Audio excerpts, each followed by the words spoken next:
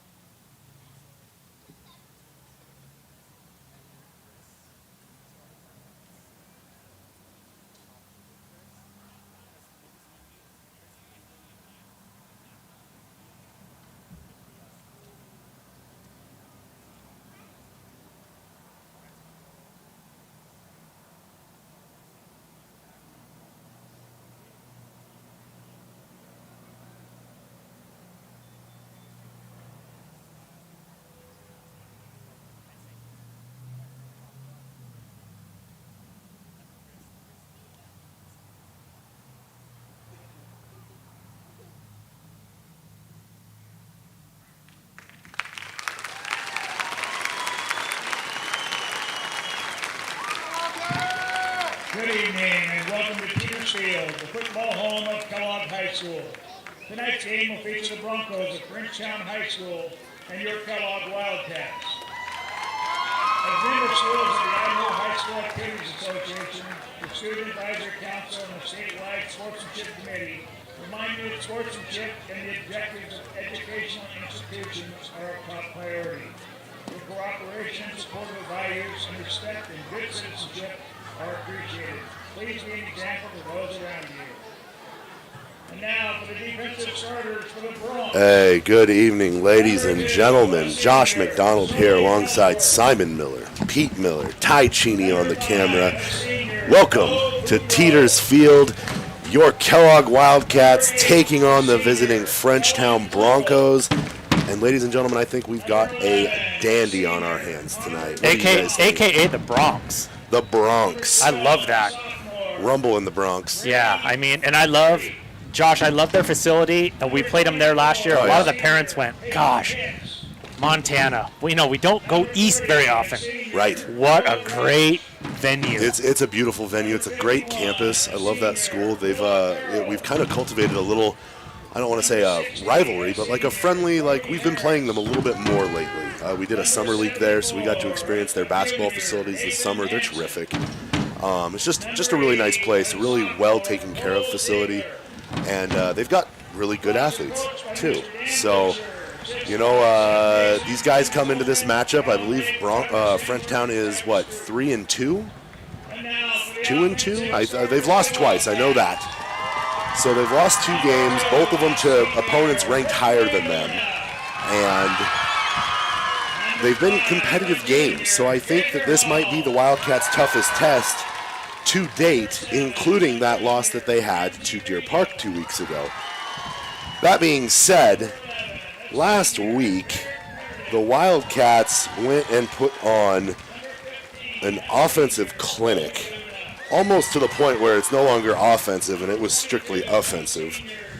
They beat the brakes off of Orofino 80-0, and it would have been probably closer to 100 had Coach Davidian not decided to start getting creative and not only putting in second string and some of the younger players, but mixing up their positions. Oh, you've never played this spot before? Here, go get a rep. So I expect the Wildcats offense definitely looks finely tuned. It's going to be all about the defense tonight. And Josh Colby mentioned this in his interview with Coach Davidian on his weekly show, and I'm going to let Pete elaborate on this. Colby said, this is the game. It's weird. Like, we're in a new league. We're in a new classification. This is the game we've had on our calendar. Pete, why would that be? I just believe that there's a connection there that is relational, and so when things are relational, it ups the value of the conflict. So, with the coach of Frenchtown having coached here, yeah. I believe that is part of it. Yeah. He's got players that believe in him still. They were many of them just freshmen. Of course, Colby and Ripley are seniors, and they said, yeah, we were just freshmen, but, he coached our brother. Yeah.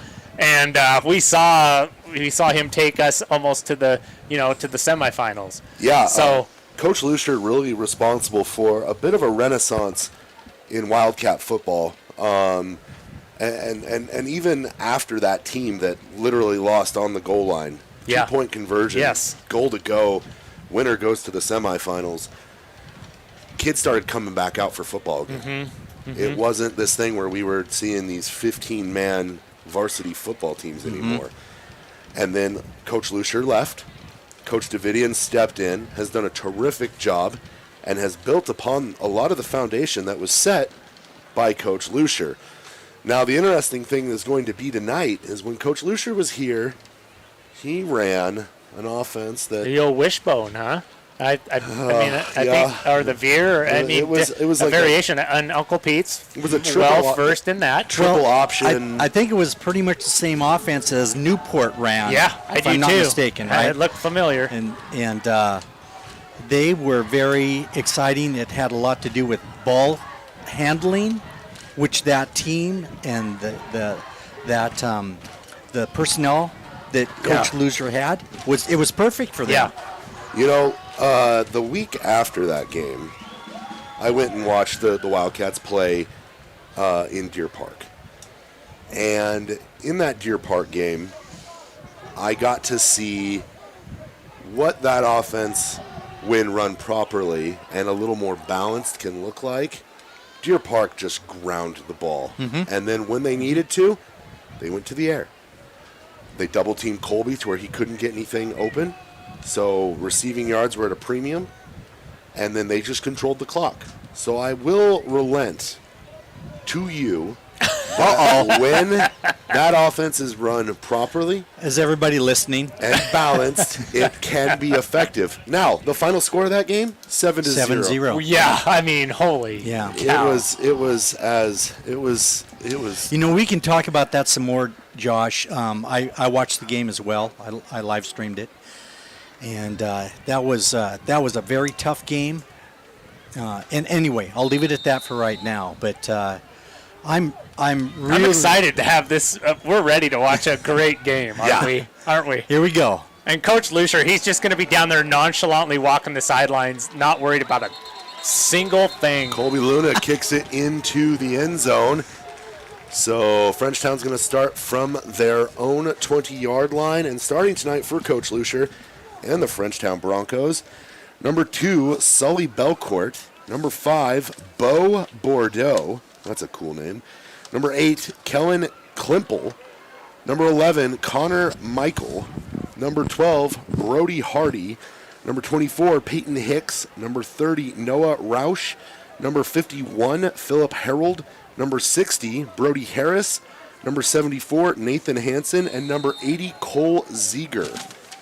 Starting at quarterback for Frenchtown. There's some size there. Number 10. It's like number 10. He's at least 6'7". Yeah, he's at least 6'6", I was going to say. 6'7". So they must have given us our starting defense. So that's Eli Quinn starting at quarterback for the Broncos. And right out of the gate, the state leader in tackles, Varick Meredith. Yeah, heck yeah. I'm not ready for that graphic yet, but we have one later, Josh. Yes. Varick has been doing some damage. Yeah. Out of the gun, little sweet play here. And a shifty runner. Ooh, and he gets popped on the play. It looked like Jaden Bauer on the tackle. And there's Jaden Bauer again. He's averaging nine tackles per game. Really? Yes. Jaden Bauer. Kind of an unheralded, just doing his Yeah, job. yeah. And, like, hey, I'm here, love guys. that. I love it. With a Lucier offense, you can expect some creativity. And, right out of the gate, a little sweet play there. Looks like pistol action here, inside handoff. And that's going to get stopped, but I think they're going to get Nice penetration there. far enough for the first down, enough to get the first. So, Wildcats, good defense there, just a little bit better offense. Yeah, Coulter Wood got in on that and tripped him up. That was a great play there. Good to see Coulter, getting his number called there. Tough kid, great wrestler. Yeah. The Wildcats are deep with athletes. They just are. Another sweep to the outside, brought down, and that looks like Tanner Lee on the tackle. These numbers are Nice. I mean, to try it and is a read. whiteout, Josh. I mean, we are whiting it out, and including for the announcers. White jerseys with Vegas gold writing on them. Yeah, it's interesting that we have light colors at home. Yeah. They are Home cool. whites. They are cool jerseys, though. Home whites, I Home guess. whites, all right, yeah. So it's going to bring up second, about 11 here for the Wildcats. So you might notice the Cats have 3 defensive linemen with the hands on the ground and 1 edge rusher. Looks like Varick shooting the gap here. Colby is going to intercept that. We're going to get a block in the back, though, so that one's coming back. That was, got a that's replay ball on that? skills right there. We're going to try to get replay full here. Let's take a look at that. Go up and get it. Yes. Colby Luna. That's mine, and I'm going to go try to get a pick 6. That's scholarship stuff right there, Yeah, partner. it is. We're going to get a block in the back, so that's going to come back to right around the 45, I Which believe. is just really more yards for the Luna brothers and Varick and the offense of the Dan Davidian. Although, was there a flag picked up? We'll have to wait and find out. We're waiting for the call Let's here. go back and look at that replay again. That's just a great go get it right here. Ball in the air, ball skills, turn and look, go grab it. You're not coming this way and without doing some Looks like serious the flag work. was swallowed on the play. Yeah, it does. Okay, so First and 10 from the 22-yard line here. Ripley Luna has a smaller canvas than he's familiar with to paint upon. He's going to fire one out into the flats and a little low. Little adrenaline there for the Cats. I believe that was Colby on the reception. They had but stacked receivers on both sides. yeah, and they like this. They ran this at the JV level too. This stack receiver set.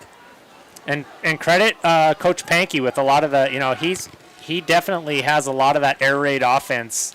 He has a lot of the brain power behind some of that. He is an innovator. He is. You got Jager Hall and Ramsey Rainio stacked on the left. Looks like Varick Meredith and Colby Luna. Ripley Luna's going to step up in the pocket. Not a lot of places to go. I think he's going to get back to the line of scrimmage. Might have gained a yard. Good patience there. Just, we're used to big plays, and that was good patience, just taking what they give. What are we getting here from the... Here's Rip taking a look, stepping up in the pocket. Maybe a little edge contained there broken down, so he didn't have a lot to go with. Frenchtown, gosh, man-to-man coverage here. yeah, they're in a 4-3. Looks man-to-man. And they're going to get pass one there. interference right there. Yep, that's an easy call to make. Nice. That was Varick Meredith, who was wide open. I'll tell you what, that guy saved a touchdown, though. Here we go. Let's He take was- a look at it, guys. he was There's on out his on way. the- Watch the burst of speed here from Meredith. He's going to come up.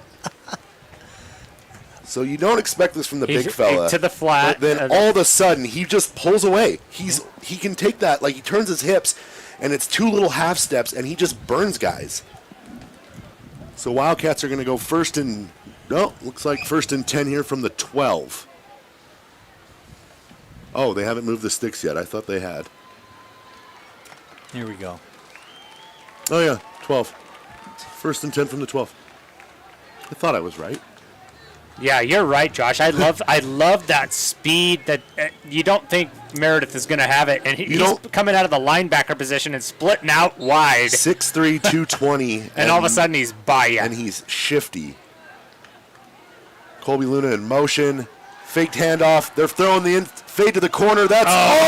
Colby dropped it. That's uncharacteristic right there. Words that you don't hear often. Colby dropped it. Great throw by Ripley. Yeah, and look at the guys that are open. There's 3 guys open. Yeah, on he this, had. I think he had Varick underneath, and he's raising his arms like thinking it was touchdown. You know what I like about Varick? Varick will let Ripley know, hey man, I know we're trying to get these numbers here, but hey, I'm still here. I'm still here. Varick Meredith has been on the collegiate radar for quite some time. He was a sensational sophomore athlete at Lake City High School. Ripley rolling out, has a lane. He's going to take it, and he's going to score one. He's going to extend at the pylon, and the Wildcats draw first blood here against Frenchtown. Nice read on that. I tell you what, Ripley Luna finding his legs is terrifying. Watch him roll out. Just under. He's in full control. Who did he have there in the end zone? Was it Varick Meredith again? He was looking at him there in the end zone there. And he's not afraid to fire a dart in there when the opportunity presents itself. But on this one, he saw a lane that he liked, and going for 2. Wildcats are going to take a quick 6-0 lead here. Out of the gun. Luna drops back, fires one, and going for brother. Just didn't get released there. Looks like Colby just could not break free, and a little bit of an overthrow there. So 6-0 Wildcats off the turnover. Colby Luna picks one off here right about the 50, maybe the 49-yard line. So now the momentum has flipped. Little bit. I mean, I would say it flipped big time if Coach Here's the thing. I remember looking up Coach Lucier when he was our coach at Kellogg, and I was like, where's this guy been? Pullman. What kind of offense did he run? Oh, okay. Oh, wait. Now he's running the wishbone or the triple option? Okay. And then he ran it so well. There he is. He's pacing, Ty. He is just like, he's not worried. He's like, we got this. And I just think his encyclopedia of offenses is so deep that I I hesitate to even predict what we're going to see here without watching film on their team. So Simon, he's Coach Luzier is at the 40 right Yep, now. he's right there at the Okay. 40. I haven't seen him for years. And he's Haven't just seen for years. he's as laid back as you'll ever find. It's like he just sets the machine in motion, and he doesn't micromanage. He's like, we're what we are, and this is going to be what it is. Another quality boot from Luna, fielded at the 3-yard line.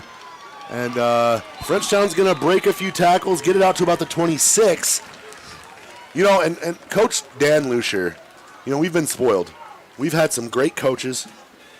Dan Lucier is one of the nicest, kindest. Yeah, he's the greatest. He's one of the best quality human beings human. I've ever met. Yep.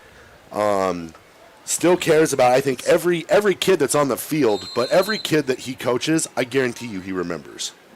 Yeah. That's just the kind of guy he is. 53. Pretty good lane discipline there, huh, Pete? Yeah, it was good. So what do we got? We got 1st and 10 for the Bronx from about the 26-yard line. You've got Eli Quinn in the shotgun. Formation. He's going to roll out, and he's going to get brought down. That's a host of Wow. It's a oh, and the ball pops out, but Meredith is going to try to Air Jordan one into the end zone there. Let's see what that formation You know, was. I really, did Pete. not- Let's see what we got here. We got a blitz coming right there. Was that Varick that Yeah. kind of disrupted him initially, and then everybody just kind of supported. So And like we talked about, I think, before the broadcast here, Frenchtown has length, not size. This is an interesting battle between two programs that aren't necessarily the biggest football players. Now under center, inside handoff, and this is Wildcat kryptonite here. If you can start playing under center and just cramming that ball down the middle, the only thing that's against the Bronx right now is that sack put them back a few plays. But the way that other teams have shown how to move the ball in the Wildcats is, I mean, I hate to say it. It's grind it. You got to grind. It's take time. You got to take the ball out of the Luna's hands. The best coffee is always really ground coffee. So correct. I mean, Good tackle there. Wildcats are going to force a 4th down here. and Fourth and they weren't four, able. fourth They and weren't five. able to do that against St. Mary's. St. Mary's just said we're going to ground and pound and rugby style this, and make you earn it. And they had to hang in there, didn't they? Now, Yes. have you seen, were you guys here in warm-ups watching this kid punt? This kid, I believe this is number 11, Connor Machond. He can put. He can boom it, huh? He can boom it, and it's a pretty kick. Look at that. Look at that spiraling. You better be able to catch that or let Yeah, it go. let it go, good Ramsey. choice. Good decision, choice, kid. Ramsey. Yeah, nice elevation And that is a on that great kick. punt. Told you. Love I it. mean, that was above us. Yeah. We're not low to the ground here, up on the covered awning at Teeters Field. That kick is well over 120 feet in the air. That's a good punt.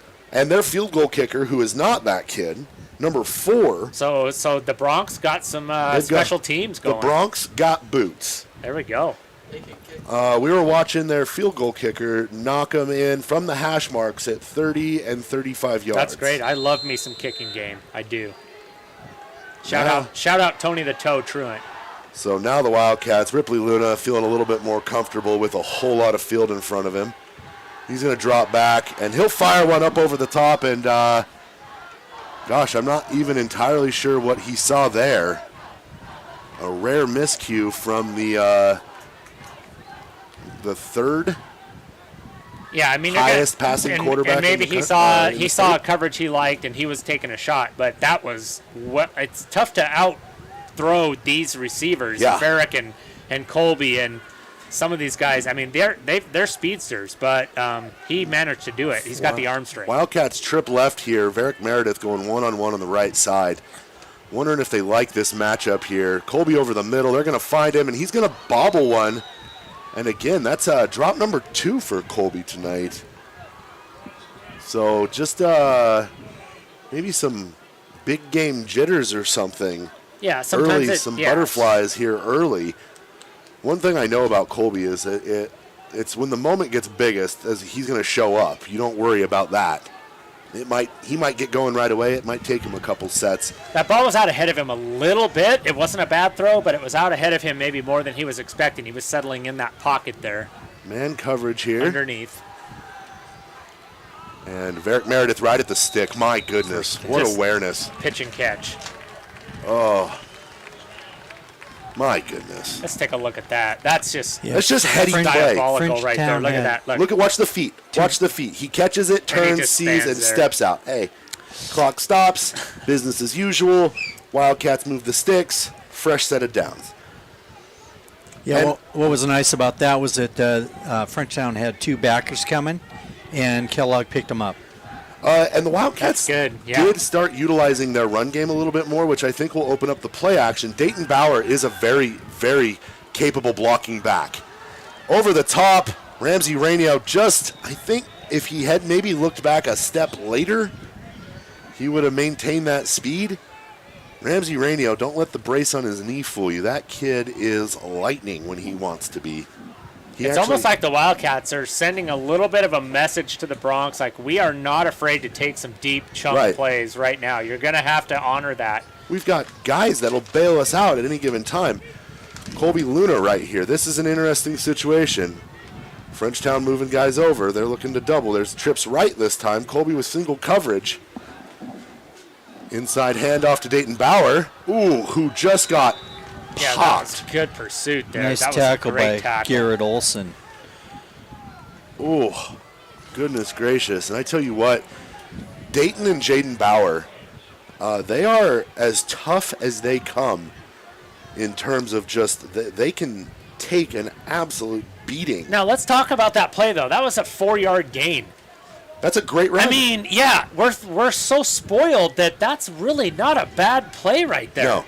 It just feels like it because we're used to getting 20, 30 yards of play. Ripley Luna changing the play at the line of That was a scrimmage great here. inside run there by Bauer. Ooh, and they got him. There's another 5 yards and right that there. might put them about half a foot Yeah, short of there the you first go. down. That's great play calling right there. Let's see if we can get a shot of that replay. Let's see if we can get a shot of the hard count. And who jumps there? Here's I believe it was the left Oh, tackle. there, yeah, it is the left tackle, and Yeah. he knew it. And he's a senior, too. Here's And the he beauty of that. Ripley Luna baited them into that. He audibled into a hard count. I mean, we watched him get his guy's attention. My Okay, expectation is... Frenchtown switching the man, I think, right there. Oh, yeah. Yep. Pump fake.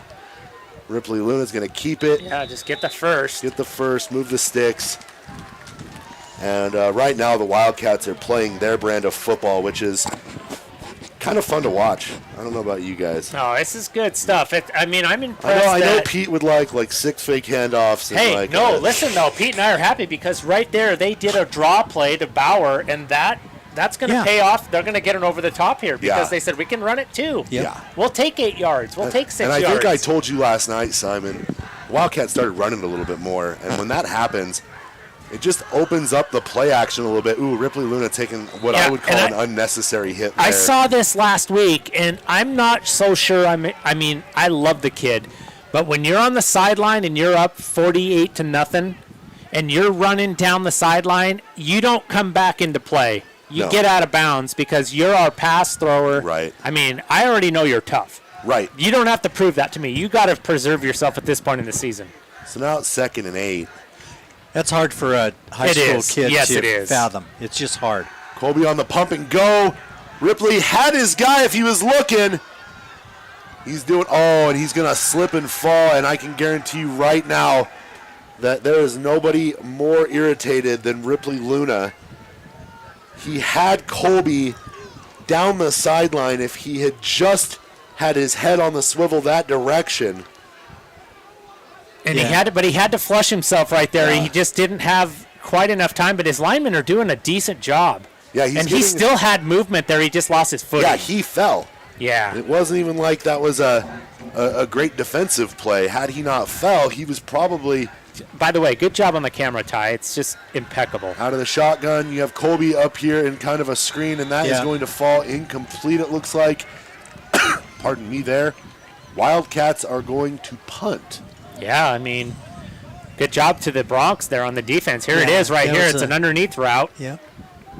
And it's there. It's behind him a little bit. Yeah. A little bit behind him. So Luna Brothers not 100% in sync so far, but we're still in the first quarter. I mean, we are spoiled.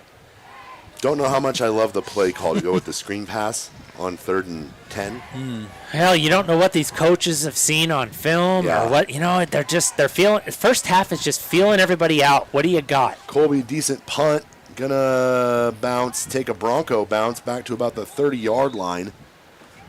So Wildcats will flip the field basically here. And now it will be time for this Wildcat defense. I mean, the which defense has stepped up. has I mean, been it playing has. well. But here. who knows what Coach Lucier has up his sleeve. He's one of those that's not going to panic in the first quarter. No. He's not going to go to the grab bag offense. He's going to just, if we're okay, let's see what they got. I mean, If he was running a gimmick offense, we would have already seen it. Yeah. I mean, We watched it. I don't have a fear of Coach Lucier. I have an utmost respect for his coaching. Inside handoff here. He's and- just setting things up right now. oh, the ball is out. The whistle blew, I think he was down. but there were hands kind of flailing about prior to the whistle, and I think that's what everyone was trying to do there. Well, when you got a pack of dogs like the Wildcats do, any ball that's loose, no matter when it happens, you're going to go for it. And I think the one thing, Oh, yeah, there it is. It came out and Yeah. right into the arms of a Wildcat. yeah, Varick Meredith is one of the strongest teenagers I've ever seen. So when he is on the inside right there, doing what he does best, he is an absolute handful. Oh, business decision. Okay. Staring down the barrel of a fully loaded Ripley Luna coming at you on a little. If you watch this replay and watch the speed to the ball From Ripley Luna. from Ripley. Watch Yeah. this. Right there. Boom. Yep. Then look at that. And you know, as soon as that Closing ball, speed. Yes, closing when speed. the ball leaves the quarterback's hands, that receiver has already seen Ripley coming at him. He's fully aware that no matter what happens here, this is not going to end well for him. And hey, Josh, it's 3rd and 9, and we're on defense. Let's throw up some Varick Meredith stats right here. Oh, my goodness. Pete noticed he's averaging 14 point. Oh gosh. Ramsey. I'm glad we didn't miss anything because we got Varick up on the screen here, and Varick has averaged 14.2 tackles a game. This guy is a one-man wrecking crew. He has been spectacular defensively this year. And then mix that all in with the fact that he is the defensive captain for this Wildcat team, but then he plays a very valuable role on the offense. We wouldn't have beaten St. Mary's. No, Without Varick Meredith. is the heart of this defense. And right now, we see another one of these beautiful punts here. Oh, this one I kind didn't of a get all wobbler. that one. Didn't get all of it. That but one's going to land right at the 40, and it's going to get fielded by Ramsey Rainio, who's got a little bit of room to work. Gets tripped up. Looks like he's going to get to about the 41. Nice awareness by Ramsey. yeah. Pick the ball up. Let's get a little replay on that. Ramsey just kind of. Should I Advance pick it the up? ball. Yep, I can Yep. pick that up. I got a Had blocker. a blocker. Yep. Yep. Who was blocking for him there? Did you see? I was going to say it's probably Varick, but Jagger. So Wildcats, get the ball back. Credit to we talk about this offense so much, Josh, and Colby talked about, I don't know if I like receiver or cornerback better. It's close. And I think he surprised Coach Davidian in the video this he's week. just I such think a- he loves to play football. Oh, my. Oh. And again, another drop. I'm wondering if, Colby's making moves in his head before he's got the ball in his hands. Yeah, definitely not the A game so and it's far. almost like he had that interception early, and Ripley over there calming the storm. Mm-hmm. And that's, we've talked about it. I think we might not have brought it to your guys' attention this year, but these two twins, they look alike. They play as hard as anybody. The personality types are two very different personalities. Colby is fire. Oh my goodness, there's that elusiveness. Ripley's going to he's trying to make a play here and he just can't get away. That's good pursuit by the Bronx. Oh, and we've got a down Bronco here. Ripley Luna, I think his jersey might be ripped. He just took, Let's see who gets hurt here. right there, like Ripley broke someone's ankles. I mean, Uh-oh. I think Ripley's jersey might be ripped. yeah, that's a tough injury right there. Coach We'll go Lucier- away from that. Hope for the best there. Coach Lucier out. Trainers out. Corey North, the assistant coach for the Wildcats, is out there. I just think Ripley changed direction right there, and that pursuer just tried to follow him, and it's just. So that's going to bring up a 3rd and a mile. So for the Ty, Wildcats. let's go over. Let's this pan over here. We don't want to. We'll hope for the best for that young man. Maybe down here on the coach's sideline, we got Kellogg players kneeling. That's cheerleaders and everything. That's pretty great there. Why don't we take a break, Josh? Let's go to one of our sponsors, and we'll be right back and hope for the best for this young Bronc player. It looks like he is being helped to his feet, but let's go to a commercial break. We'll be right back. Purple and gold through and through. Shoshone Glass has been serving the home and auto glass and glazing needs of the Silver Valley and North Idaho for more than 50 years. With 3 generations of family expertise and community loyalty, they have a well-earned reputation for hard work and excellence. No matter what your needs, you can rest easy knowing that your project will be handled quickly and professionally. From energy-efficient windows and sliding glass doors to bath enclosures and mirrors and a comprehensive auto glass service as well. Let the experts at Shoshone Glass take care of your home, auto, and business needs by calling 208-783-1159 or going to shoshoneglass.com. Go Wildcats!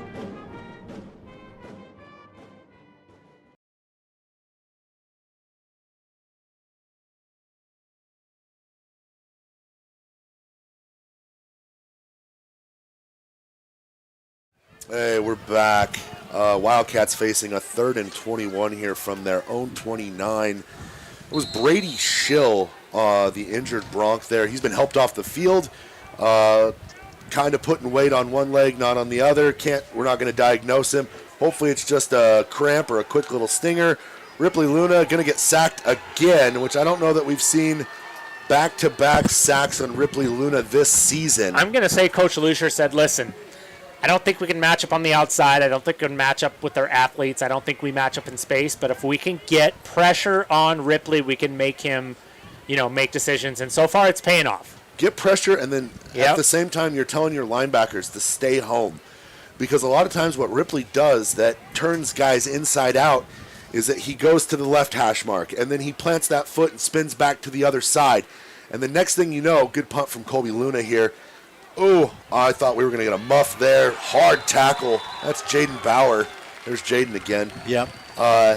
What he does is he turns guys inside out by changing directions so much that as soon as he sees that linebacker has moved into coverage or he's beaten him to the outside, now he's taken up the middle, and it's near impossible to defend. But if you keep that middle linebacker at home, just like a spy almost, you're never going to have just mirror Ripley. You just mirror him. Don't ever lead. Don't go 10 yards deeper. Stay there. Don't let him kill you the way he has killed other teams this year. Wildcats still with a 6-0 lead here in the first quarter. 19.3 seconds left. Coach Lucier, not one for flashy shots at the end of quarters. Quinn out of the shotgun, sends a man in motion. There's that little sweep. Fakes the handoff. His quarterback, who is a big kid, is going to sneak right up the middle. And we've got a downed Wildcat who's kind of rattled there. Number 88 for the Cats. James King. James King, kind of hesitant to get up. And that's going to do it for the end of the first quarter. Wildcats on top 6-0. We have a good game on our hands, ladies and gentlemen. Simon left us in the booth, though, so I don't know how to go to commercial break, so we're just going to stay here. What did you like in that first quarter? You want to go to commercial? What did you like in that first quarter, Pete? Well, it was, it's good to get points up on the board, but what I've noticed in watching the Wildcats this year is that I know we love their offense. They can score from anywhere on the field, and it's a wonderful thing. But what I've noticed in game after game is that the defense gets them either back in the game or stay on top of the game. And I'm really impressed by defensive coordination, the defensive schemes that they've used against all these different teams. And Josh, we've seen a lot of different offenses, right? Oh, my We've goodness. seen, St. Mary's, like, The scrum. yeah, the scrum. But, Kellogg knows that if they hang in there and they are flexible, they can get the turnover, and they just show it time and time. We've seen a ton of bend, but don't break Yep. from these Wildcats this year. And even in that game that they lost, I mean, when you lose a game 7-0, you don't have a lot to be like clockwork, Pete. There's D. Who was that on the There's sack D. there? I don't know. There's 4 of them. Is that 84? That's Jace Garcia. And he has not been at 100% for the last few weeks. Having him back in the lineup, he's probably, when you talk about this Wildcat defense, you have to worry about the Lunas when you throw the ball. They're ball hawks. They're going to go get it. You have to worry about Varric Meredith coming right down the middle and turning your insides inside out. Jace Garcia is that guy on the other side, but we just haven't seen a ton of it this year He hasn't been at full because strength. he came into the season with a bit of an ankle injury. He came out several times, played some key possessions in that Moscow game, helped blow the game wide open, really, and then he has been intermittently playing since then. That was week 1. Yeah. Do we have a timeout here? Looks like we have a timeout from the Bronx. It looks like a timeout Bronx. I mean, let's just keep talking through this. I think it's just such a great game, and watching it on the feed last year, I remember just once I got past how beautiful the facility was, and it was kind of like this big sky country, and I was like, they had 2 kickoff returns for touchdowns. And Yeah. that ended up being really the difference in the game. But other than that, it was just a battle. Yeah. And so I knew that this would be a good game, but I still think Wildcats, maybe on offense, what do you guys think? That was maybe their B-, maybe C+? I don't think we were firing on all cylinders there. Are you talking about first quarter? Yeah. Yes. Yeah. Colby Luna with 3 drops in the first quarter. Yeah. That Colby Luna with 3 drops in a game is uncommon. Wildcats forcing the Bronx into a 3rd and 19 here. Let's see what Eli Quinn can do here. Wildcats showing lots of pressure. Quinn's going to drop back, fires one over the middle. Garcia right there. Oh, I'm sorry, that's Varric Meredith. Yep. Of course. With Dayton Bauer coming in to kind of help put the final You can see touches those on it. linebackers pull back out, Pete, like showing maybe a little blitz there, and then they pull out right at the last second. Yeah, and then they run crossing And patterns. then they cover the right zones. Yeah, that's nice. That's good recovery. stuff. That's good beautiful. stuff. Connor McCond here to punt for the Bronx, and I tell you what, it is. You don't talk about watching a punter go to work as a pleasure. No, This I is do. absolutely the kind of stuff that. Oh, and Tanner Lee. Oh, gosh, Ramsey Rainio flirting with disaster there. I'll just say once again, Wildcats, they know this kid can punt. Yeah. You know these coaches have said, if you can't field it cleanly and you're not comfortable with it, get away. Especially a game like this, Yes. 6-0. Yep. Nothing cute. Yeah.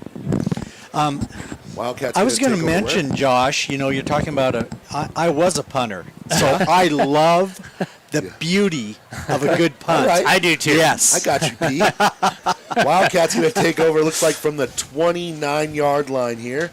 No, sorry, the 24-yard line. Maybe it's the 19. I can't tell. 19. It's very deceiving from here. I've got this really weird white camera in my face.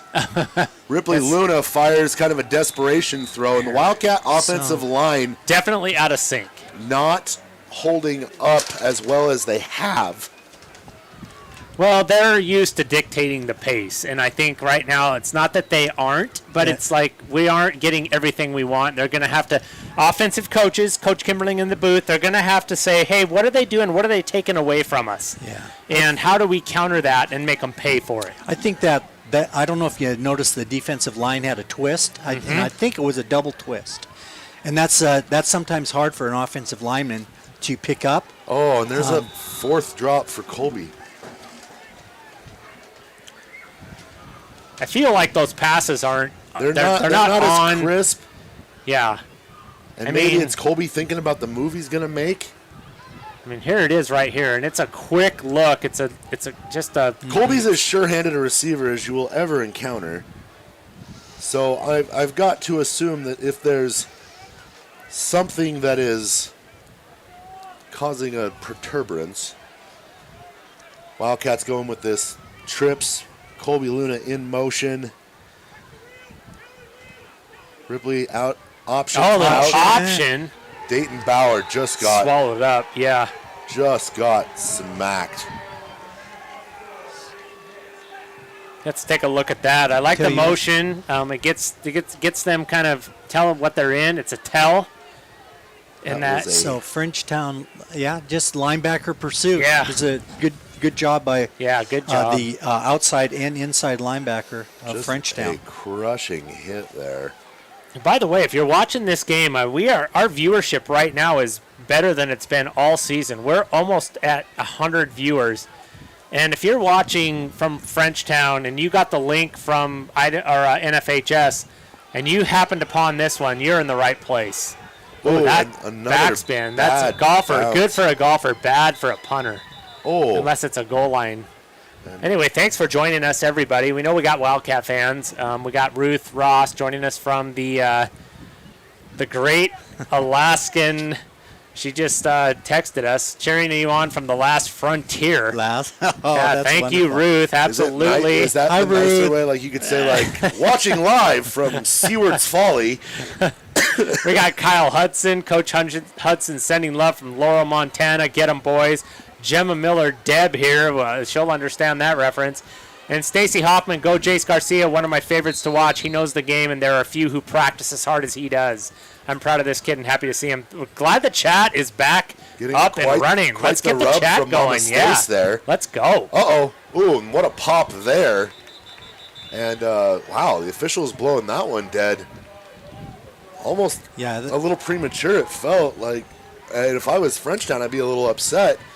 Absorbed the blow. It was a heck of a hit there. I didn't see who made it because That's Varick, I believe. I can't read gold Looked on like it white was from the that far away. Was the safety. When you see a hit that it hard, we was. just automatically kind of assume it was Varick. Nice Yeah. 5-yard pick up there. Yeah, I mean, They all this is hit like that. Frenchtown's where they want to be right now. Yeah. And they're trying to work in the flats. They're not even remotely interested at trying to go over the middle or over the top against these Wildcats. And I can't say that I blame them. When most of the secondary are your offensive skill players, you have to assume that the hands game Yeah.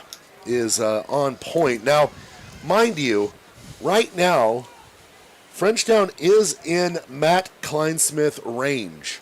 Oh, That for is sure. their Yeah, field goal kicker. legit kick. I tell you what, I watched this kid warm up. The only word I can really use to describe him, majestic. He's like a pony. He is a show pony.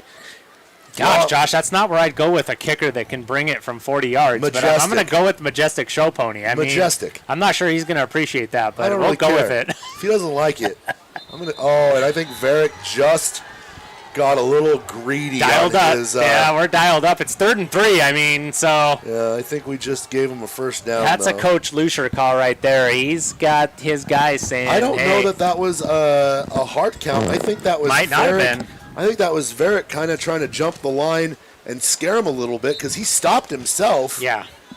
No one else even remotely moved. I didn't see a hand clap or anything. So a fresh set of downs for Frenchtown here. Quinn's going to go up over the top and not quite near his receiver. Kind of underthrew and to the outside. And no flag, so it's we- clean. Just so we're- kind of overthrown. So, and we're not, to say the least, maybe that's why so many of these passes are just in the flats. Maybe Quinn's game isn't quite as polished as Ripley I mean, Luna's yeah, can be. the arm strength is there for sure. Yeah, and we are spoiled. We've been watching Yeah, we've been- arguably the best quarterback in Idaho for the Yeah. last 6 weeks. We'll talk about that in a bit. 4 receiver set, 3 to the right.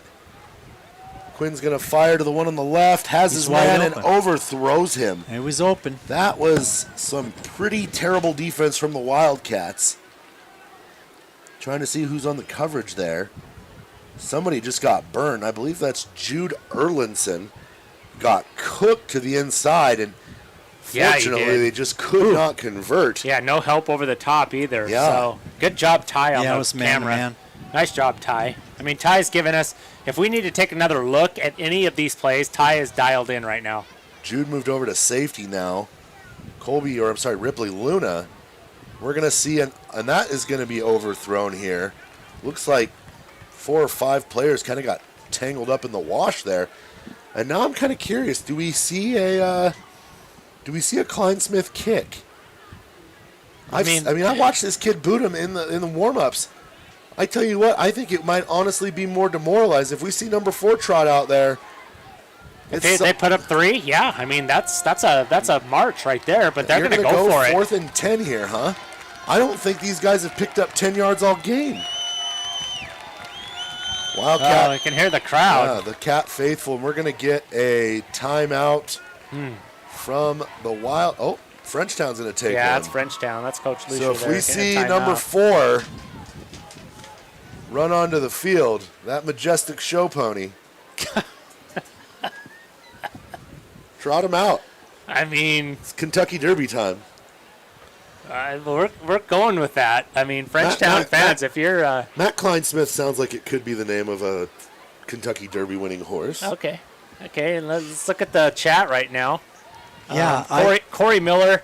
Thanks, Corey from Wallace. Quality is so much better than NFHS. We appreciate that. We Amen. believe in that. That's why we're doing our thing. We're looking at that pixel out right now. I hate that stupid And we thing. know it's broadcasting in parallel, but we just think we're better. I mean, you know, if there's one thing you do, if you got competition, if you got people that just insist on, and this is like, the only thing this does is it opens up another audience, but what we're doing is, hey, we're not charging you.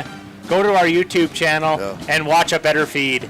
And right now we've gotten close to 100. We're not there yet, but it would be great to get there. I mean, when you factor in all the people that are watching in large groups like down here at Dirty Oh, Dog, yeah, like how many individual viewers are we're down well there? over 100. here we Yeah. go. 4th and 10. 4th and 10 here, folks. Bronx going for the jugular here early in the second quarter. Kind of a wide receivers A kind lot of of sucked shifting, in here yeah. tight. Kind of a different formation here. Motion. Sweep. Inside He's gonna handoff. throw Oh, it. and he's He's going to gonna throw throw it.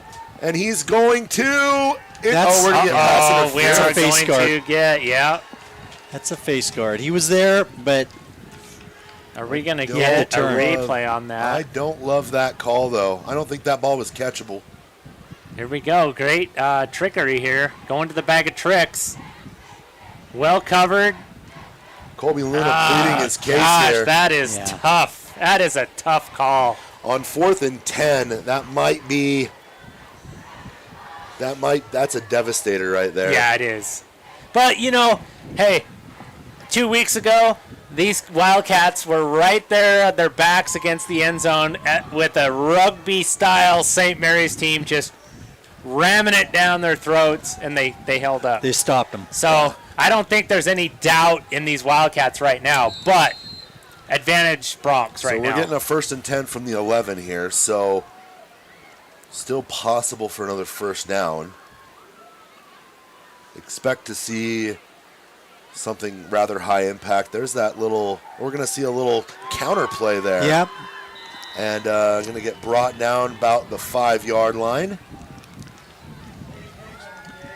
And that's the way to hang against these cats, though. That's a nice little inside trap there. Yeah. Yep. Followed his blocker, and, I mean, still good defense, too, but just a well-designed play. And now the Wildcats need to hit that bend but not break mode. Yeah, Still something's got to early. happen here. They're ahead 6-0. They drew first blood on a Bronx team that had the opening possession. Oh, fumble. So that's how you start it. I don't know if the ball was still live. How do you I'm watching these guys, and how do you turn – you just can't turn that motor off. Right. Guy fumbles it, and you see the ball. That's blood in the water. So it's that's just like, a loss of a yard on the play. yeah.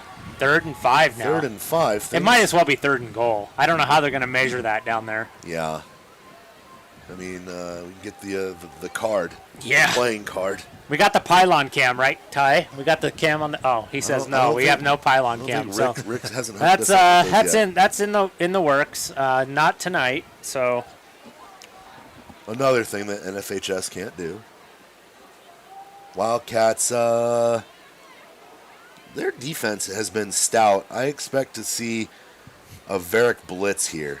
That's what I'm expecting. Not going to get it. Eli Quinn going to fire over the middle. oh, that's He's a great open. pitch and catch right there. And that was Ramsey Rainio in the coverage. Just got beat to the inside there. They saw something they liked, right? I Yeah, mean, they and knew this was something that they could Quinn exploit. pump and faked several times. little pick play maybe. Oh, that absolutely is a yeah. big There's play. a lot of bodies colliding down there. Well, I think they were all Frenchtown bodies. Yeah, that's a good call. Call that the. And we're talking about the show pony. He's Show out pony now, time, and he's going to baby. give the Bronx the lead. He's a lefty. Yeah. Calling out Tony the Toe Truant. I mean, this is going to the scout house right here. No doubt. So, I mean, 7-6. Wildcats need to regroup. Wildcats Nice have a drive by the chance Bronx. here to do the one thing the Wildcats have done really well all season is seize momentum and then not give it back. And when you're going to get the ball to start the second half and you've got 6 minutes, which is about, 5 minutes and 51 seconds longer than what the Wildcats really need to score. We've seen that. I think their shortest drive has been 9 seconds. Wildcats could easily go into halftime with a lead here. Yeah, And then I mean they're gonna have to reverse the trend of the half, and that has been dropped passes and out of sync. Yeah. I mean this is not the Wildcat offense we're used to seeing, and maybe credit. I mean Coach Lucer's got his guys coached up, and he says we're gonna give up this and not this, and so far, I mean Wildcats. This is reminiscent of the Newport game almost. Yeah. Like they're just not giving up the big plays, and that's what you got to do against these Wildcats. And watch this boot. This is a fantastic kick. I mean, he's getting a jog, a little trot here, like NFL distance here. This guy's a legit kicker. I mean, Into it, and then gone. he kicks this better, and that's a great kick. Fielded by Ramsey Rainio at the 5. Rainio sheds a couple tackles. He's going to get out to about the 25-yard line. I would say, if I was going to describe that, I would going to say Rainio rumbles. Yeah, Rainio. That's rumbles. a rumble right there. Yeah. I mean, that's a wrestler right there saying, I'm just going to get this up the field. What the nice part about that kick is he puts it up high, and then it just kind of hangs there. It's not, I mean, When it gives your guys an opportunity to get down the field, shed a blocker, and then be in a position to make a tackle. that's not bad for a show pony. Show pony, man. Majestic. Majestic. Gosh, I Majestic left show off pony. that adjective. Here we go. Wildcats. 4 Regroup. receivers set here. Let's see what we got. Fake the inside handoff. Ripley Luna running for his life. Stays on his feet. Has all the time in the world. His blockers are now blocking him. My goodness. That was Might have been the longest 6 yards of his life. I don't think I have a replay buffer that long, but that was a Russell Wilson 2013-esque play right there. He zigs. He zags.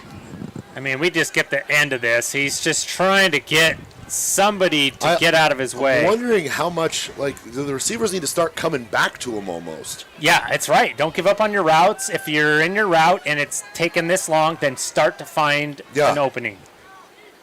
2nd and 5 here. Over the top, that's Garcia.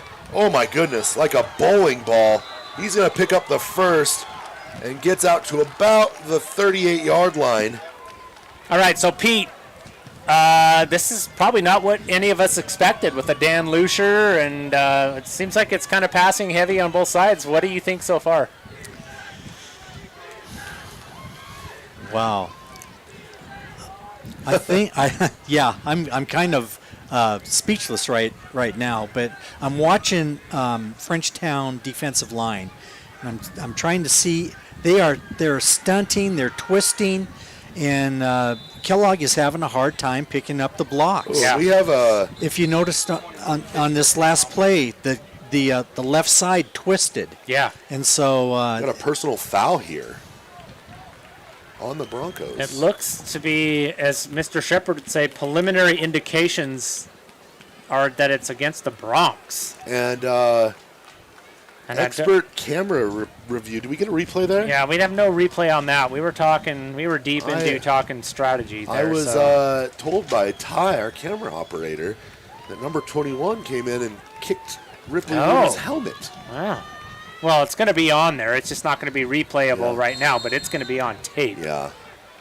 I mean, So, whatever it's called. Enough to move the Not sticks tape anymore, 15 but- yards. Wildcats. That's a big penalty right there. Yeah. That's huge. That might give the Wildcats a little bit of breathing room There's here. Colby Luna, I think, making his first official catch of the night. Right there, a little And- 2-yard pickup. Josh, we'll go to our basketball roots here. If you got to get a layup to get your offense going, your shot going, that's what you do. Shooters need to see the ball go through the net. There you go. That's what it really boils down to. And if that's what it takes to get Colby going, maybe he just needed to feel that ball slap against his hands. Like, just get that feeling and make sure that he knows what he's doing. Because he's dropped it, 4 times this evening. Out of the shotgun here. Ripley's going to drop back. Pocket kind of falling apart against him. no, it's good. It's good. They give him some time. He's going to throw off his foot. Over the top. There it is. Is that Jagger Hall? I believe so. I mean, look at Jagger it is Hall. Jagger Hall. Jagger Hall has been. We might just start calling him the old safety valve. I mean, Okay, that's a pretty dang good safety valve. Let's actually watch the blocking. Okay, on let's go this for that. replay. Let's go full screen Okay. here. I mean, you gotta. So it's they have 4-man rush, and they're tough. Yeah, he's open. He's saying, "Hey, give me the ball," but you're running against your body. See, but Josh, they gave him enough time. Did you know, see Rip came out and gave him. Well, he was open, right? He was open the whole time almost. Yeah, he had his hand up the whole time. But I mean, you're running right. You got to throw it left. I mean, he can do it. Ty and I were watching our replay of the St. Mary's game, Joshua, and you and I had an aneurysm when he threw against his. We were just like, that's replay material forever. Oh, and Ripley Luna is going to get stood up. Oh, they're saying it's good. They are saying it's good. I'm not going to capture that because I don't want to erase the last replay because I want to see this again. I got to see this again. Yeah. I mean, this is good stuff. He's running to his right at the 50, and he lets that thing go. And it's the 10-yard line when it's caught. Against the body, Ripley Luna, go get yourself another quarterback. And Touchdown now the Wildcats pass. take a 7-point lead here. Jagger Hall, pay dirt. Stop and a score. And just like that, the turntables. How the turntables. How the turntables. Michael Scott. Michael Scott. It just brings me so much joy watching that offense when it's allowed to kind of do the things that we know. And maybe it's just Ripley. You know, I headlined a newspaper article I wrote a few weeks ago about the kid, the talented Mr. Ripley. And it's just one of those things you don't understand until you see it in person. Yeah. What this kid does. Because, and this is no offense, but if you put him behind 4 260, 270, 300 pounders, like you can see at the college he can spin level, it. He can spin it. you have to start, like, it's fantasy numbers. Yeah. Oh, I just said that to Rick Luna today. I texted him. I said, I wish I would have. I'm so glad I have Colby Luna on my fantasy team. Yeah. Because that guy's putting up some insane numbers. Not what the Wildcats wanted there. Kicked out to the 10. Well, let's take a look at that. Let's see what breaks down here, Pete. Here's our lanes. There's the kick. And that looks like it's going to the right, and it looks like right here, just a bunch of guys just kind of got sucked in there. Well, and the one thing that saw the hole and he went. Yeah. we talked about this with our show pony. Oh When my he God. kicks that ball up in the air, it hangs. When Colby kicks that ball, It's going. It's a line drive. It's a line drive. not it's not cooking. coverage. No time for coverage. No real coverage time, yeah. So now the Wildcats have themselves in a bit of a spot. Inside handoff here. Nice little juke move there. Good Brought discipline down. there by the Wildcats. So they're not losing at the line of scrimmage, as Pete said. They're not losing in the trenches, and they're filling those gaps and those run fits. They're not getting gashed. But Coach Lucier doesn't care. Jude He's going to Erlin chip said- away. And one of the Frenchtown receivers Little extracurricular. down near the 10-yard line, Wow. about 30 yards away from the play. I'm here for it. Yeah. Little extra. A little extra. You know, as we know from watching our student body at volleyball games, our football players have plenty Oh, yeah. of spice. Rabid. They are just oozing hype, might be the best way to describe them. Out of the shotgun, going to float one over the top. Great grab. Yeah, that's a great catch. Great grab. They That call it. might be the best. That's the best throw we've seen all night. Let's take a look right here. We'll find out. They're calling it a catch. I mean, there's plenty of time right now, and the one thing that I just, you have to realize when you're playing these Wildcats, it might almost behoove Coach Lucier to really milk some clock here. That's in bounds. He got 2 feet in. Clock is not ticking. 2:17 left. Out of the gun, inside handoff. Tackle for loss. Guess who? Varick, Guess who? the incredible Hulk Meredith, who shot through that line and just, like I said, when he gets a hold of you, you're not going anywhere. Yeah, they just sent him. Yep. And you could probably do that on, I would say, 90% of your plays, because I don't know that physically there's another player on Frenchtown who can handle him from his size and speed standpoint. unless a running back can pick that up long enough that you could dump something over the middle, but goodness, that's getting into the You'd have to be a stout running back. My goodness. Under center this time. Pitch to the outside. Good tackling by the Wildcats. Yeah, it's a nice tough run there too. And if they give him forward progress, he's down about the 4-yard line. Yeah. Good run blocking though by the Bronx. like I mean, we talked about. they got guys out front, and On the 3, they're down him at the 3. whoever that was on the edge kind of missed. He kind of drifted and didn't come up field. Under center, 3rd and 3, so 3rd and goal basically. Eli Quinn. Inside handoff. Touchdown. Gosh, that's just a hard-earned answer by the Bronx. All started by poor special teams coverage by the Wildcats. Yeah, that was giving up field position, and here it is right there. They just punch it in. They got an I formation. They got a lead blocker. Oh, no, they give it to the fullback. Yeah, he's in. Wildcats now in a spot. 54.5 seconds left here in this half. That's plenty of time for them to pull something off. And Melissa Quirin, you guys do a great broadcast. Thank you from Yakima, Washington. Go Wildcats, go Jagger Hall. Oh, Thank you, fantastic. Melissa. Thank you for joining us, and we're happy to do this. We're all just, tied up here. So last year, it was 2 kick returns Yep. that doomed the Wildcats, and here tonight it's one. It's not a kick it's return not for a touchdown, but it might as well have been, right? Yeah, I mean, it basically was. It was a kick return that took them all the way down to the 30-yard line, and then one big, good pass play later, and they're inside the 10, and they punch it in. So a good response from the Bronx. Ripley Luna with, I mean, this is all the time in the world by Ripley Luna standards. Wildcats only have 1 timeout, though. Oh, I'm sorry. No, they have 3 timeouts. They have 3 timeouts up there. Looked at the wrong side. So, a lot of clock to work with. Options to get creative. A host of offensive weapons at his disposal. And they've got the show pony. I mean, They have the show pony. advantage Bronx right Advantage now. They Bronx. have a legit kicker. This Yeah. guy is a legit kicker. This guy's kicking at And the next level. this is the difference in the game right now. This guy right here. Yeah. He has turned the tide of the game, he and the punter. And you better just, Fielded in the I'm end zone. so glad that took him into the end zone. Yeah, so the Wildcats will start with the ball at the 20. Ripley Luna with lots of field to work with. I would like to see right out of the gate, I think I would like to see Varick Meredith targeted on one of those slant routes. We saw that. I know the logic says work the sideline, right, to conserve clock. Right. But I think when you see Varick, he's not easy to bring down. How many timeouts do the Wildcats have? 3. Okay, so yeah, I mean, that sideline doesn't matter right now. You So hit him, take what him, you get. Yeah, you hit Varick over the middle one time, let him break up a few tackles, make these guys gun shy, and then work your sideline a little bit.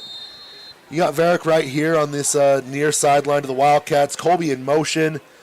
We're going to send both of them deep. There's Varick on the slant. Ripley rolling out, stepping up. Shoelace tackle's There's no that good. speed. And Ripley's going to get out right about the 34-yard line. How about Ripley with the breakaway speed, Pete? Like I saw these guys working with Cheetah? with Cheetah at the track. I told you there's a different level of football going to happen this fall. And that was enough to move the sticks for the Wildcats. We're going to get a look at this. I know the Wildcats are ready to snap it, but this is worthy of another look here. Ripley it looked like he was done right there. Yep. And then look at the speed. Look at that.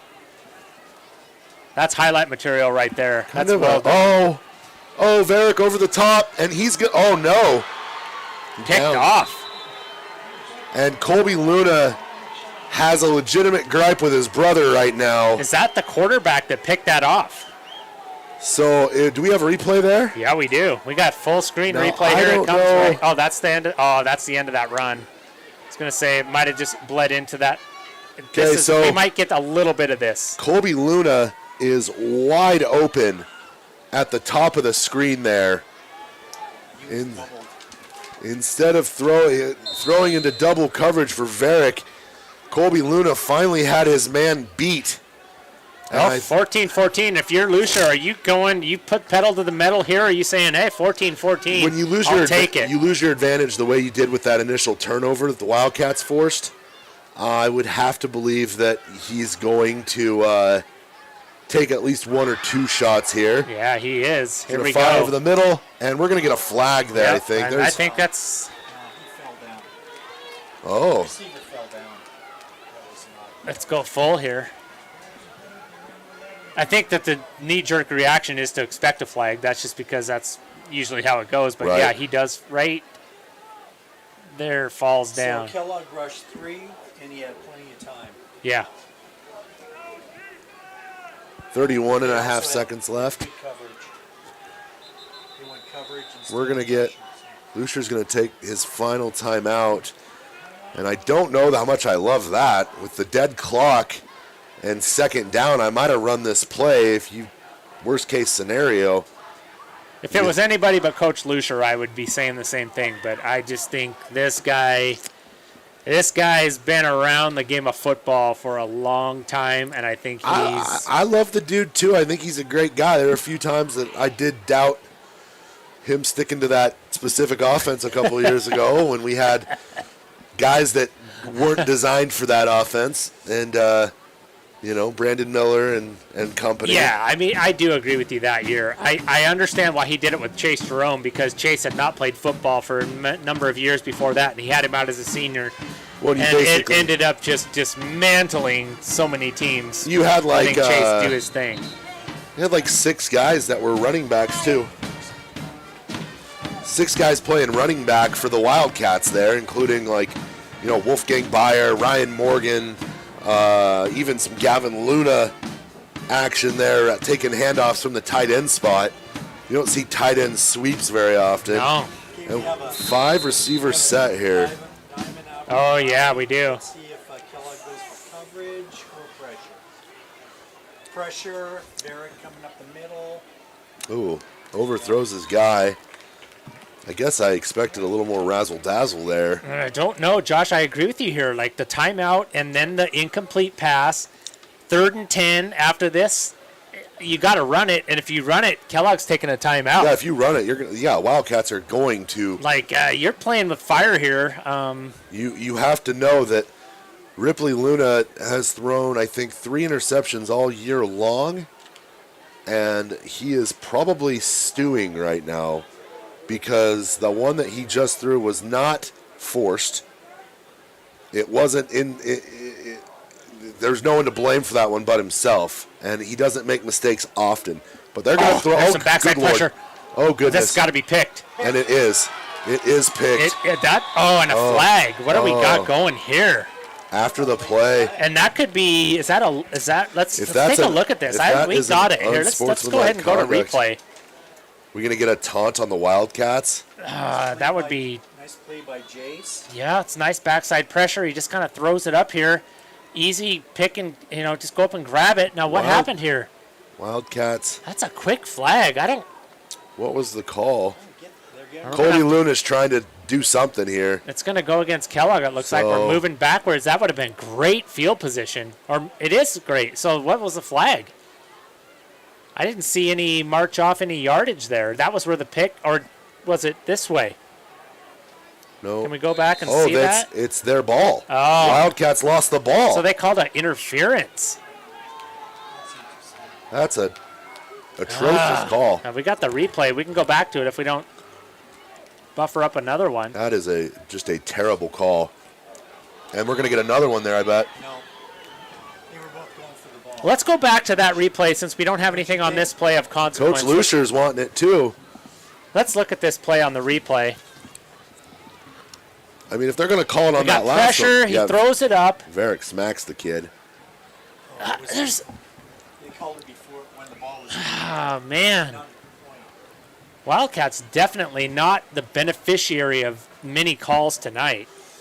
No. And now I'm a little surprised now with 16 and a half seconds left after throwing an interception that Coach Lucer's not, just taking a knee here. Going to go for the little flare out here to the flat. Oh, and a pop there. Right and at second hard base. tackle. Junior football, I hated getting tackled out there at second base. Just brutal. And that was Colby Luna on the tackle there. So that's going to take us into the half. We are all knotted up. And this has been exactly what we thought it was going to be. Great game. My goodness. Wildcats, Bronx, 14 up. We're going to let Pete talk to Coach K and see what kind of insider info he can get about what kind of adjustments they might make. But we're going to take a little break. We'll be back and talk a little shop here. Thanks for watching Wildcat. Family owned and operated since 1948 and located in Smelterville, NASCO is a loyal Wildcat activity supporter and Kellogg-based construction management company. Their primary focus is supporting our U.S. military's Department of Defense through the performance of multi-million-dollar federal construction contracts. NASCO has a long history in the Silver Valley where their home office has been based for more than 23 years. They have enjoyed continued growth and now have multiple satellite offices nationwide. To date, they've worked on over 50 military bases and performed more than 3,500 construction projects in 32 states across the U.S. NASCO is proud of their Silver Valley roots and is actively involved in local community events and activities. You can find them on the web at nascousa.com. Wildcats Live would like to thank NASCO for being the original gold-level supporter and proud partner. Thank you, NASCO, and go Wildcats.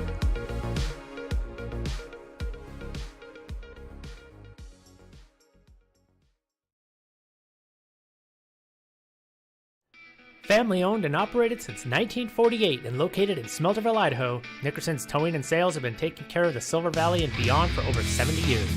Chad and his crew provide 24/7 mobile services, towing and recovery, and also have a full shop facility available.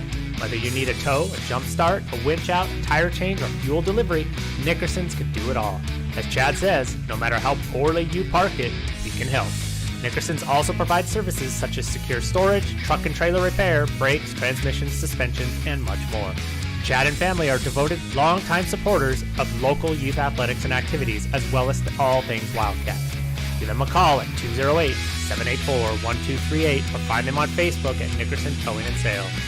Wildcats Live would like to thank Nickerson's Towing and Sales for all they have done and continue to do for the community, including their sponsorship of Wildcats Live. Go Cats!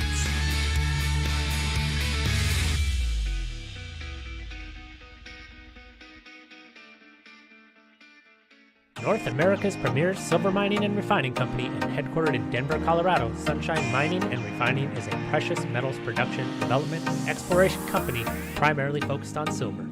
Their namesake project, the Sunshine Complex, is 100% owned by SSMRC and is North America's only vertically integrated silver complex. Located in the mining-friendly Coeur d'Alene Mining District in Idaho, the Sunshine Complex is composed of the Sunshine Mine and Sunshine Refinery, located in the heart of the Silver Valley, Kellogg, Idaho. Sunshine Silver Mining and Refining support many local endeavors and are 2021-2022 Wildcats Live Gold level sponsors. Check out their website at sunshinesilvermining.com to learn more. Go Wildcats!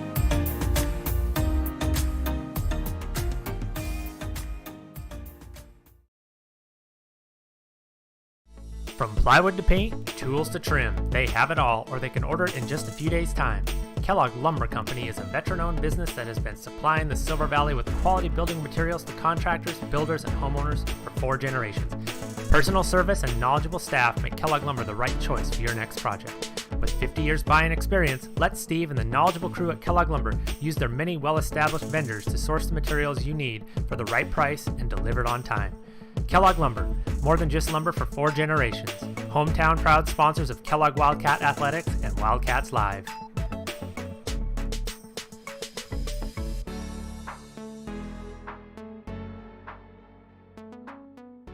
Purple and gold through and through.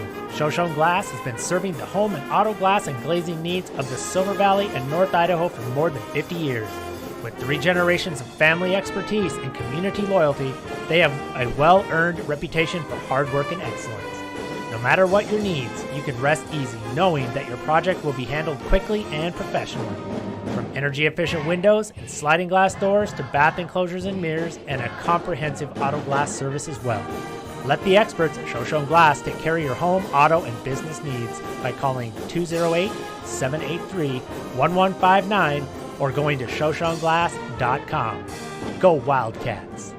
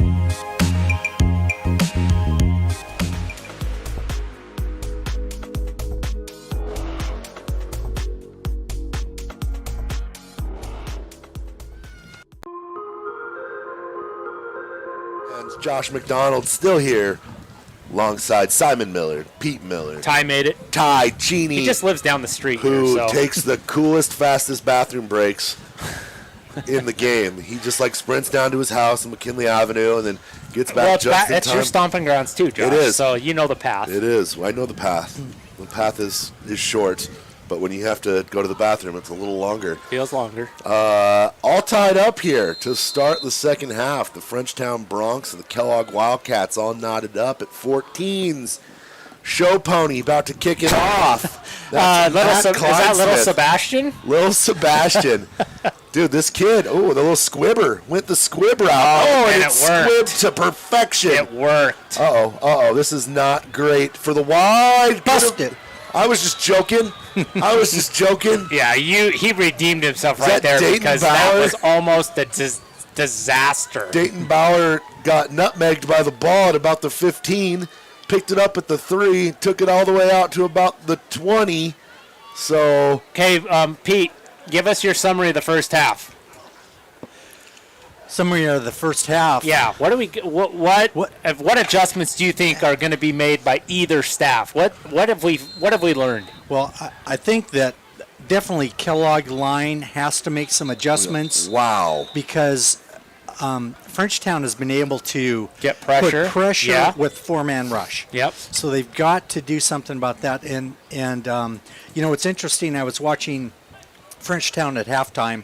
The coaches were going over fundamentals, and it looked to me like defensive ripping fundamentals and rushing, some of that I noticed the coaches going through. So these guys, wanna this front disrupt, don't four, this front four is very good for Frenchtown.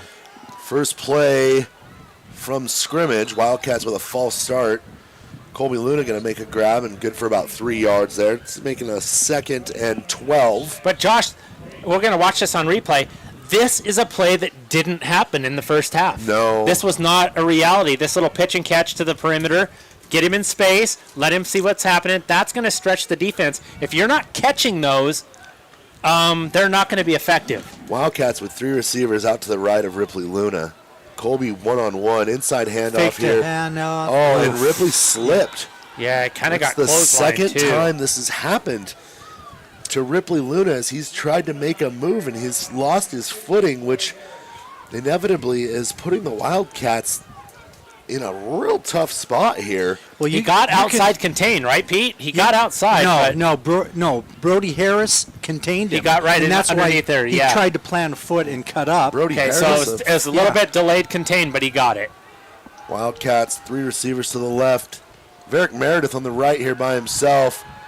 Ripley Luna is going to float one over the top. And, Ramsey Rainio bobbled it It was tipped. and then he could not bobbled. corral it. Falls incomplete. We're going to see a Wildcat punt here. And this is just, it's unfamiliar territory.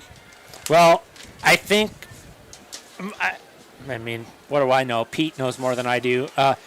I think that when you have this style of offense, if it's not clicking, Yeah.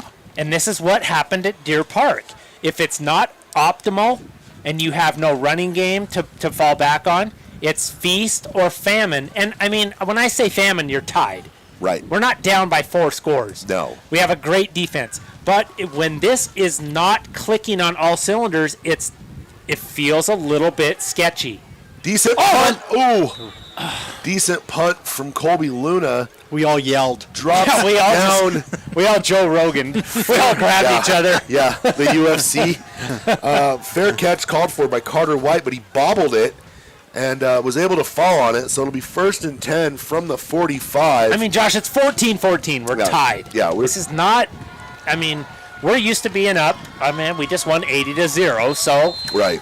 Expectations have been established. But Deer Park shocked us out of that, and But the right Bronx here- right now are also giving us a dose of We got a reality. little I formation here. Yeah. 2 tight ends. Pitch to the One tight outside end. here. They Good blocked blocking. to contain. Yep. Oh, good blocking right Yeah, there. he Ramsey Rainio is going to just ride him to the ground after he picks up the first down. That was Peyton Hicks on the carry. That guy has some wheels on him. So they double on the contain right here. Look, block down and pull. They got numbers. They pulled. Don't they? Yeah. So Hey, that's a consciousness thing for that's the an contain adjustment, man. right? Yeah. Adjustment. I tell you that is just it's a down block like that from a receiver on a contain man is it's heinous material. I tell you, it's tough. Staying true to this ground attack here. Same play to the outside. Tanner Lee can't make the grab, but there's Varick Meredith, and he's going to be joined by great pursuit and initial Bauer. surge there. Tanner Lee right in his grill, can't bring him down, and then there's the follow. And like Tanner you said, Lee's had Josh. a couple of those this year where he's a big, fast kid, and he doesn't have that. What is that when you have really good finger strength? What's the word that I'm looking for? Finger strength. Tactile strength. Strength. Phalanges. His Phalangeal phalanges strength. are not as strong as Varick's. But enough to slow down Or Hicks. for those of you at home, grip. Grip strength.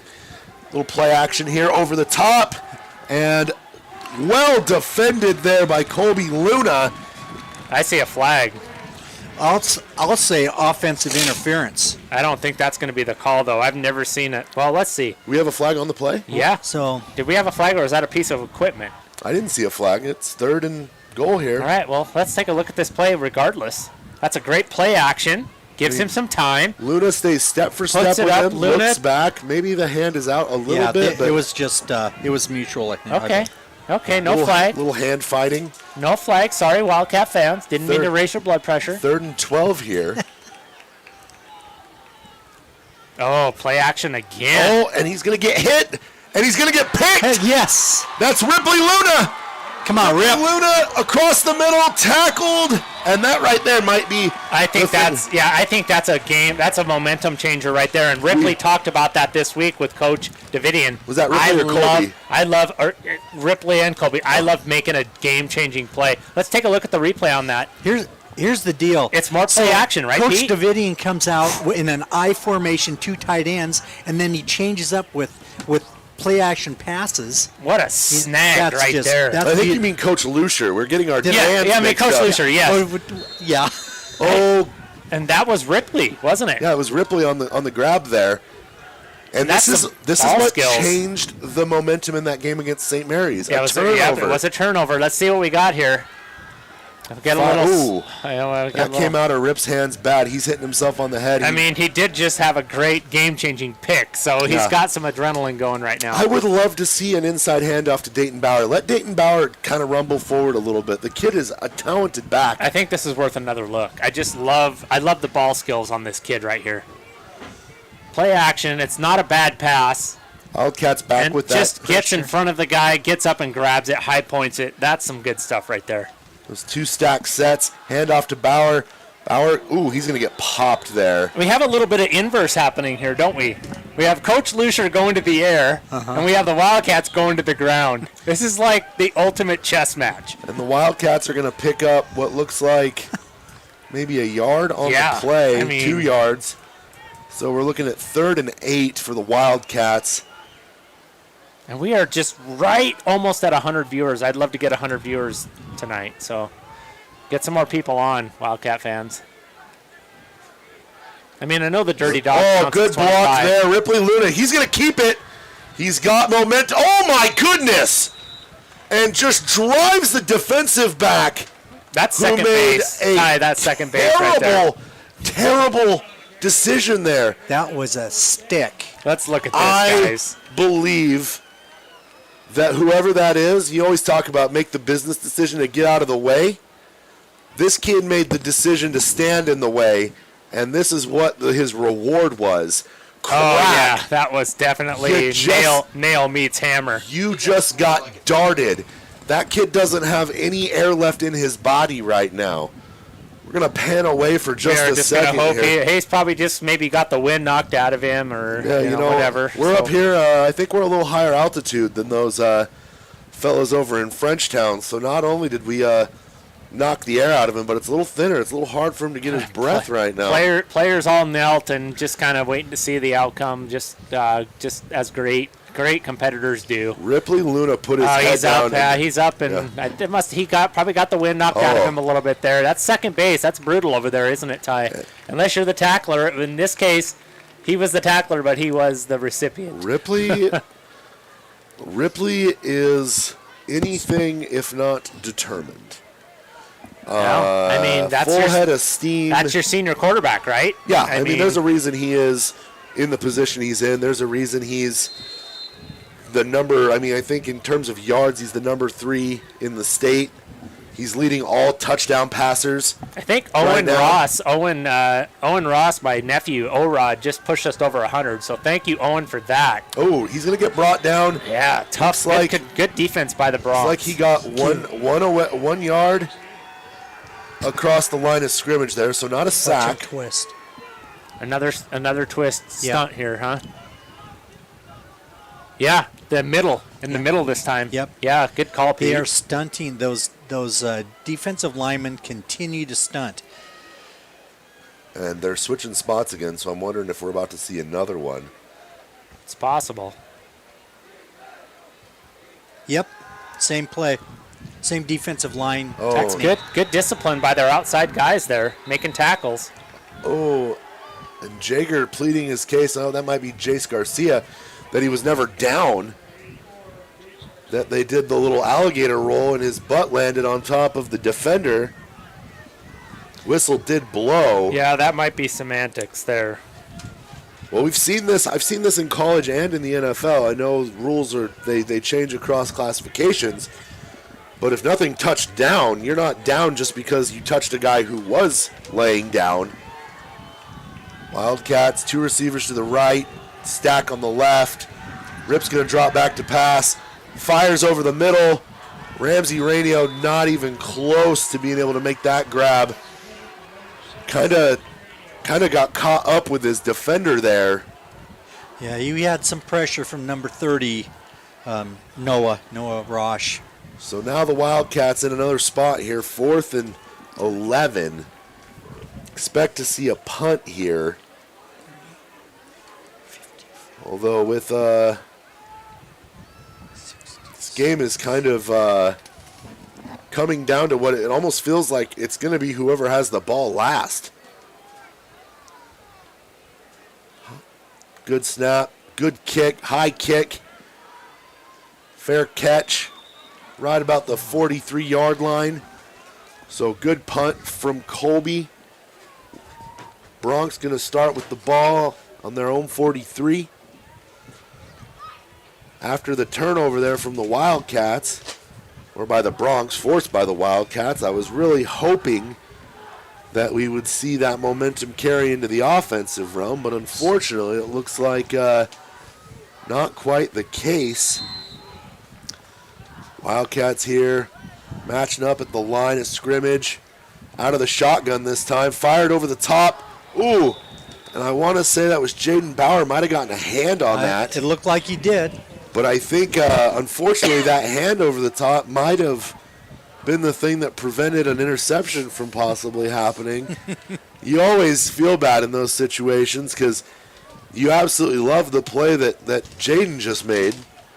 But at the same time, gosh, I think Ramsey Rainio might have just housed one. Coulter Wood came into the game. He did. Junior kind of utility player. Does a little bit of everything from inside linebacker, defensive back. Ooh, broken tackle here.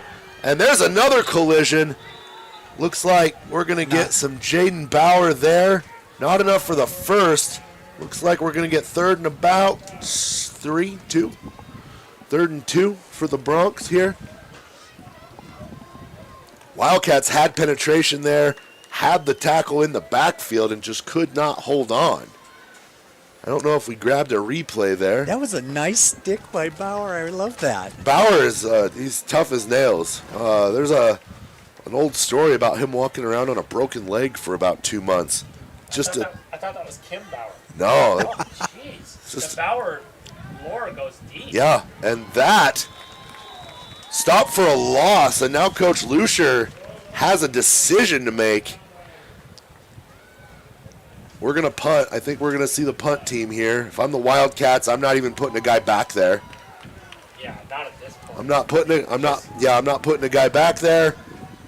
We're watching the ball. We're not even lining up. We might just get back, pull him off the line. Yeah, no reason. No reason here. Watch the fake. Hey, you know what I love about our feed? Look, we have the scoreboard up there the whole time. So I watched that Moscow game. Yeah. Never knew how much time was left. Never knew what the score was. I just love it. Simon, you are. Well, Ooh, wobbly snap. Uncle Pete, I appreciate that little shot. High punt. Yeah, we'll take that. We'll take that right at the 20. Yeah, we'll take it. Down at the 20. Pete, I appreciate that. I mean, it's the little things. It's that little camera there on the spider mount. Yep. And it's pointed right at the scoreboard.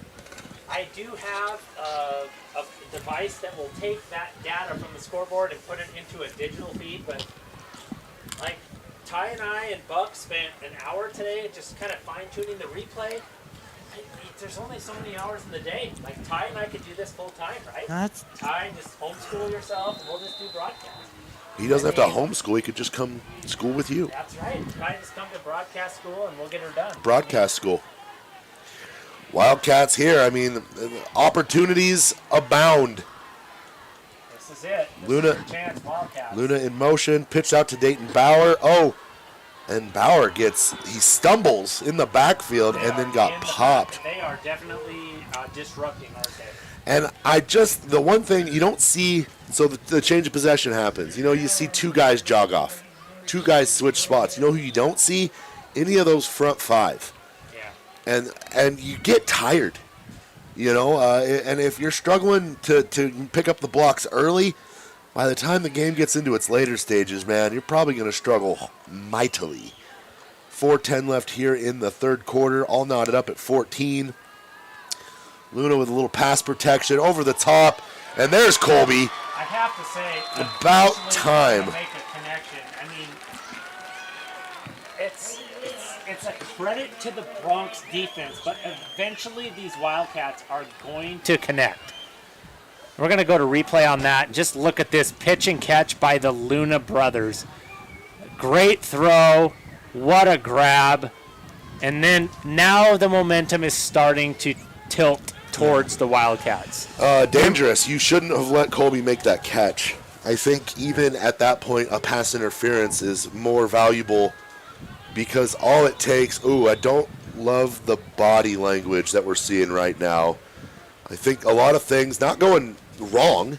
Nothing's going wrong. Just nothing's going right. Right. I just need to see guys catching the ball more. You know, and it's the shooter's mentality. But Pete, when you're running, you have this thing called getting on schedule.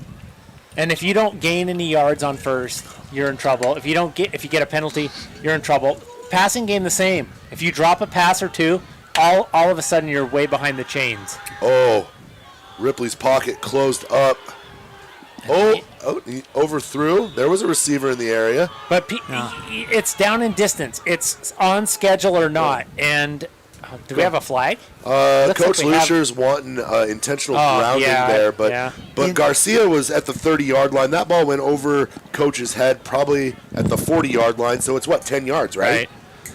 So I would say, that was not right call. But the Bronx have kept the Wildcats off schedule. Yes. And it could have been a dropped pass. It could have been a sack. It could have been this or that. But the Wildcats have not been on schedule all night. You know, guys, I have not watched 100% of the Cat games.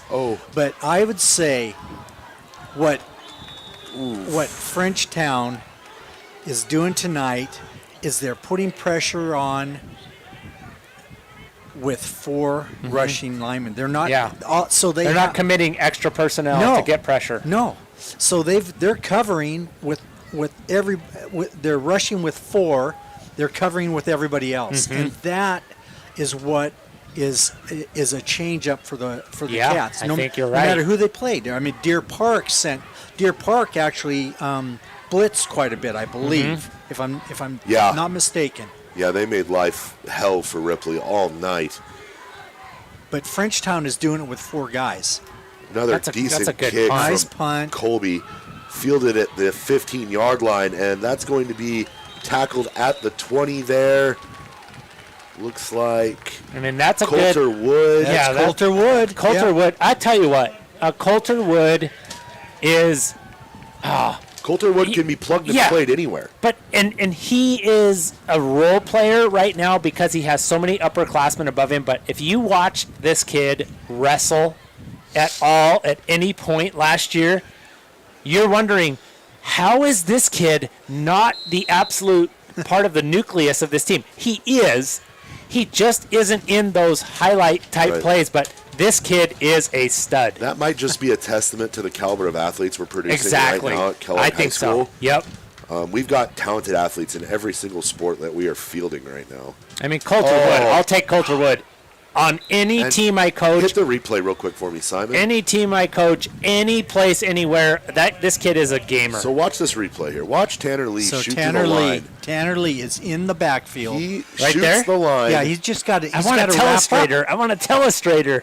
He gets up and he Wrap. just misses. Yep. And that's He- the third time tonight that we've seen this happen. Tanner is there, but he has to finish. He needs to just borrow Tanner, Vernick's hands. if you guys are watching game film, Wildcats, you gotta wrap up and you gotta finish. There are very few kids that are the athletic, physical specimen. Tanner's a big, strong He's kid. huge. He is, and he doesn't get enough credit. Ooh, don't love the soft coverage there. Playing over the top, kind of forcing him into throwing that underpass, and ooh, got a Bronc that limped right off Maybe the a field cramp. there. Hey, That's Josh. Sully Belcourt. I'm just gonna tell you right now. Dan Lucier is over there saying, "Here's where we can make hay. Right. It's not gonna win right away. It's not gonna be flashy, but it's going to expose what they're giving us. It's just what he does." You know, very few football games are one-on-one play. Right. It's rarely the plays. One play doesn't win a football game unless it's the last play of the game. Oh, my goodness. But Dan Lucier teams are going to keep chopping Yeah. and chopping and chopping. I mean, this is a more, I don't want to say exciting. It is. It's a more exciting version of what St. Mary's did. St. Mary's is saying, we're going to make you play left-handed. Yeah. And it's going to be ugly. Dan Lucier is saying, we're going to make you play left-handed. It's not going to be ugly. So they're We're back just- in the eye, Simon. Yeah, Two we're, tight- yeah, yep. we're back in the eye. This And is that's where One they've tight end, strong right. inside handoff. Nice and that that's time- great. Up right there. Was that Tanner? It was Tanner. Tanner Lee right Yep. there. Tanner wrapped and finished. Fantastic. Let's go to replay. Let's take a look at this. Wildcats kind of bunched there. They're up on the line of scrimmage. So he comes off. Look, he comes off the block. Textbook. There That's we a go. textbook Nice. tackle and play right there. That earns you a game wrecker status right there, Yeah, Tanner Lee. yeah. You're a game wrecker now. Because now they have to account for you, right, Pete? Right. Like, okay, now this might not work. Right. It's not let this guy through. He can't make the tackle. It's, oh, man, this guy's figuring out how to wrap up right now. Jaden Bauer here on this end. Ooh. Got Tanner right there, though. Got tit and tat right And it there. was just a motion Wasn't from much. the head and the shoulders. It wasn't much. His adrenaline is pumping. Yeah. I'll tell you. He Miss a play, make a play, miss a play. It happens to the best of us. You know how many people miss the and one free throw? Yeah, that's true. By the way, credit to these Frenchtown Broncs. They've got some athletes, don't they, Pete? I mean, this group, it's not. I mean, I don't know that I had a preconceived notion of what Dan Lucier would bring, but he's maximizing what he's got, like I is. thought he would. Out of the shotgun here, completed pass, popped out of bounds there. I think that was Ripley out there on the coverage. And if I'm Frenchtown, I'm taking that all night. so he's off. See, he's 7 yards. He's 8 yards off the receiver. Yeah, See, and then he slipped. So, yeah. but that was 3 steps and turn around. Mm-hmm. But that's you know? what we were talking about before, where you're ahead of schedule, 2nd and 5. Right.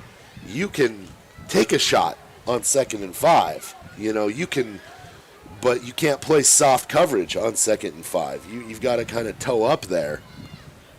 Back out of the shotgun here. One receiver way out to the left, sends a guy in motion. Here comes that sweep. And, without a fumble, that was a piece of equipment. Yeah, I think that's what I saw down here when I thought it was a flag. I think that somebody's earpiece or something, but 2nd and 6 here. Wildcats imploring their student body who are whited out. And it's hard when you're so accustomed to watching these games where the Wildcats are big play after big play after big play. This is a shift. You almost kind of feel nervous here. See if Lucier takes a shot at the end of this quarter or if he tries to draw the Wildcats off sides.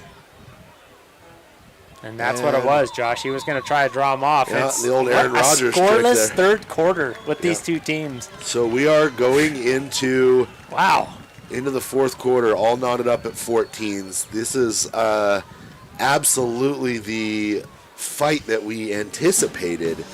But I really do think, both teams with, I think, 3 possessions there in that quarter.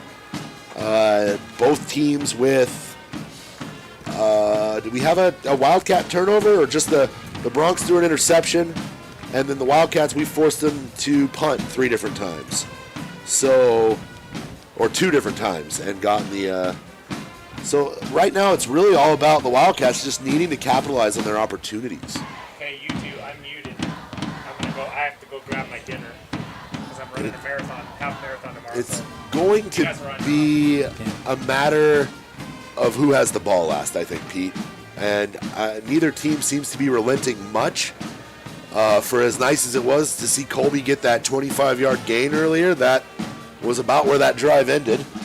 And now the Wildcats, the field is flipped, and I don't know if anyone has any sort of momentum. Josh, this is head to head, and there is no momentum. These guys are slugging it out really, and the strategies of each of all the coaches, I won't say each coach, of all the coaches, offensively and defensively, is really it's exciting to watch if you really pay attention. What Frenchtown is doing offensively, Kellogg defensively. Look at there, nice coverage by the linebackers. It was Varick Meredith right there in coverage.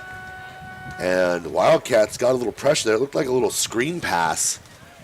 Well, it was a drag across the middle. Across the top, yeah. And the backers were there, right where they were supposed to be. The line kind of folded, though. A little softer than what I was, I guess, anticipating. Because I think Quinn took a shot there. Right up the middle. Wildcats were able to put some pressure on him. Shotgun again for the Bronx. 3rd and 6. So it's man-to-man by Kellogg. Soft coverage again. And I don't know. I think they might mark him shy of the stick here. And we're playing soft coverage here. Referees are going to signal first down. Well, I think what that is, Josh, is they were man-to-man, and the corners were head up. The safeties were backed off a little bit, which is normal on the slots. So you can't go. You can see how he's backed off a little bit there, but they're in zone now. Ooh, catch made there by Carter White of the Broncos, and he's going to slip as he comes back down. 5-yard pickup. 2nd and 5 at the 35-yard line. And right now the Wildcats need to do something, I don't want to say spectacular, but it's going to need to be something special because they are officially in Kleinsmith range. We've seen this kid knock him through with ease from the 30-yard line. Inside handoff. Quick. Tanner Lee on the takedown, but they're going to tackle him forward for about a gain of 1 or 2. Going to make it 3rd and 4 here. And now I think the Wildcats are going to have to not give up one of those little comeback routes. Just running curls, basically, is what the receivers are doing for these Broncos. Well, let's see what Kellogg does here with coverage. Line it up under in that I formation. Inside handoff again. And I mean, that's Looks going like, to move them closer, about a yard. So now, do you bring Couple in your yards, field so goal kicker? 4th and 1. 4th and 1.5.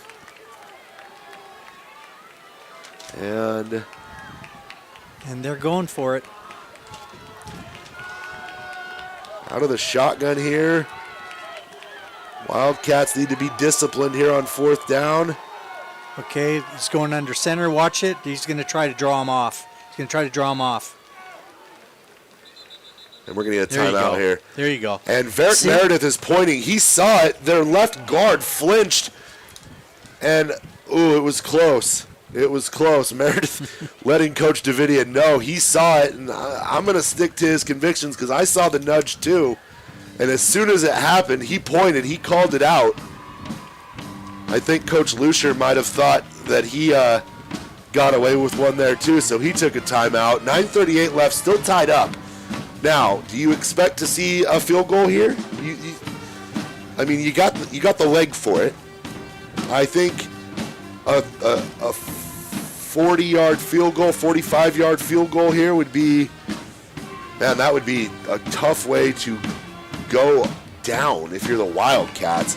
You just don't see it that often, especially in North Idaho football. We just don't see guys booting the ball like that. But here we're going to see this. Okay, they're in the I formation They're again. back in this I formation. I'm assuming. I think fullback here. They've been going with a quick give to the fullback, but I don't think so this Pitch time. to the outside. They're going to get it. Yeah, that's lead. That was Peyton Hicks there. Good run I for Hicks. formation, the old lead. And Hicks looks a little shaken up on the play. Clock still ticking. He's going to pop up. A little rattled, though. He's going to run off. And they ran with like almost an entirely separate group of offense out there because Quinn was not in on that play. He just ran in from the sideline. Precious seconds ticking off the clock here. Out of the shotgun. Quinn had his man. Throws over the top. Nice. Almost intercepted there. Nice defense. Was that Ripley Luna there? Almost had another interception. In the end zone would have been a touchback, and that would have been just devastating for this Bronco offense. Wildcats here. For 2nd and 10 now from the 25. Corner to Carter White against Ripley Luna. Carter White's done a little bit of everything One-on-one. for him tonight. Actually, or was that Kellen? I think Kellen is split right. Shotgun rolling out. Oh, and just can't bring the pass in. Out there, that's number 2. That's Sully Belcourt. Have you noticed that Quinn has become much more accurate than he was first quarter? Settling down. First Settling like down a 4 little bit. series, I was kind of like, oh, this is why they don't throw very often. And then it was like he hit on that drive to tie it up before the half. He hit his receiver on that little sideline toe tap throw. And ever since then, he's just looked like a different quarterback. Yeah, he's settled down a little bit. Third down, 8:51 to go. Wildcats. Oh, Pressure. A lot of pressure. Oh, and just no coverage on the inside. And Eli Quinn just ate a shot there from, that was Coulter Wood. Well, I tell you, he was covered, but he used his body to shield the defender from the ball. Possession with the route. Yeah, that's a good route combo. Yep. You got the slot receiver going wide, drawing his defender to the sideline, and that's right there. Yeah. That's good play design. Wildcats. Inside the 10 now for the Bronx. Expect to see some ground and pound here.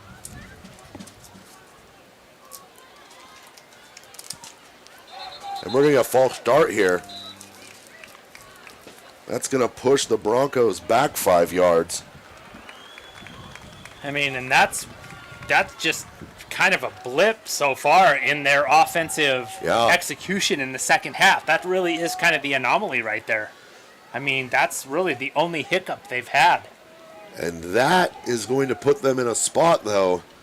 They have not fared well when they've gotten into distance situations. So now they're facing a 1st and goal from the 12. Ty's got the camera cranked hard right. He's testing out Dirty Dog Corner like a veteran cameraman would do. And Bronx go to work here. Pitch to the outside. Oh, and Carter White is going to get tripped up. So he's actually going to lose yards on the carry. Let's see who that was, Pete. Let's take a look at that replay. Who is that steps up on the perimeter there? It's the end. Just disrupts the whole thing. The blocker and the whole toss and everything. I apologize. That's Peyton Hicks. Good job on the Wildcat defense. So what is it now? 2nd and 14. 2nd and goal from the 14. 2nd and goal. So yeah, this is it for the Bronx. They do have a kicker. They do have a kicker. No, they do. Eli Quinn's going to roll out, see something he likes, and he's going to find his man in the end zone. I tell you what, Bronx Nation rose up on that play, and that is impressive. Let's go to the replay. Tell you what, Wildcats have their plates for the ball. full. Here we go. To the perimeter, to the short side of the field, against your body. Square your shoulders up, young fella. And guess what? Quinn with all the time in the world. All of a sudden, it's checkmate or check. Wildcats down now, and this is going into Steve Bristow's lumberyard. I'm calling this right now. Oh yeah, this ball belongs to Kellogg Lumber. This is going to Kellogg Lumber. Get here. Get over there. We have offsides. Yeah, what do we have? What? Looks like Oh, geez, that's like why? Wildcats kind of in disarray at this point. Yeah, there's not a lot that. I mean, you don't want to say negative, but there hasn't been a lot of positive. No, there hasn't.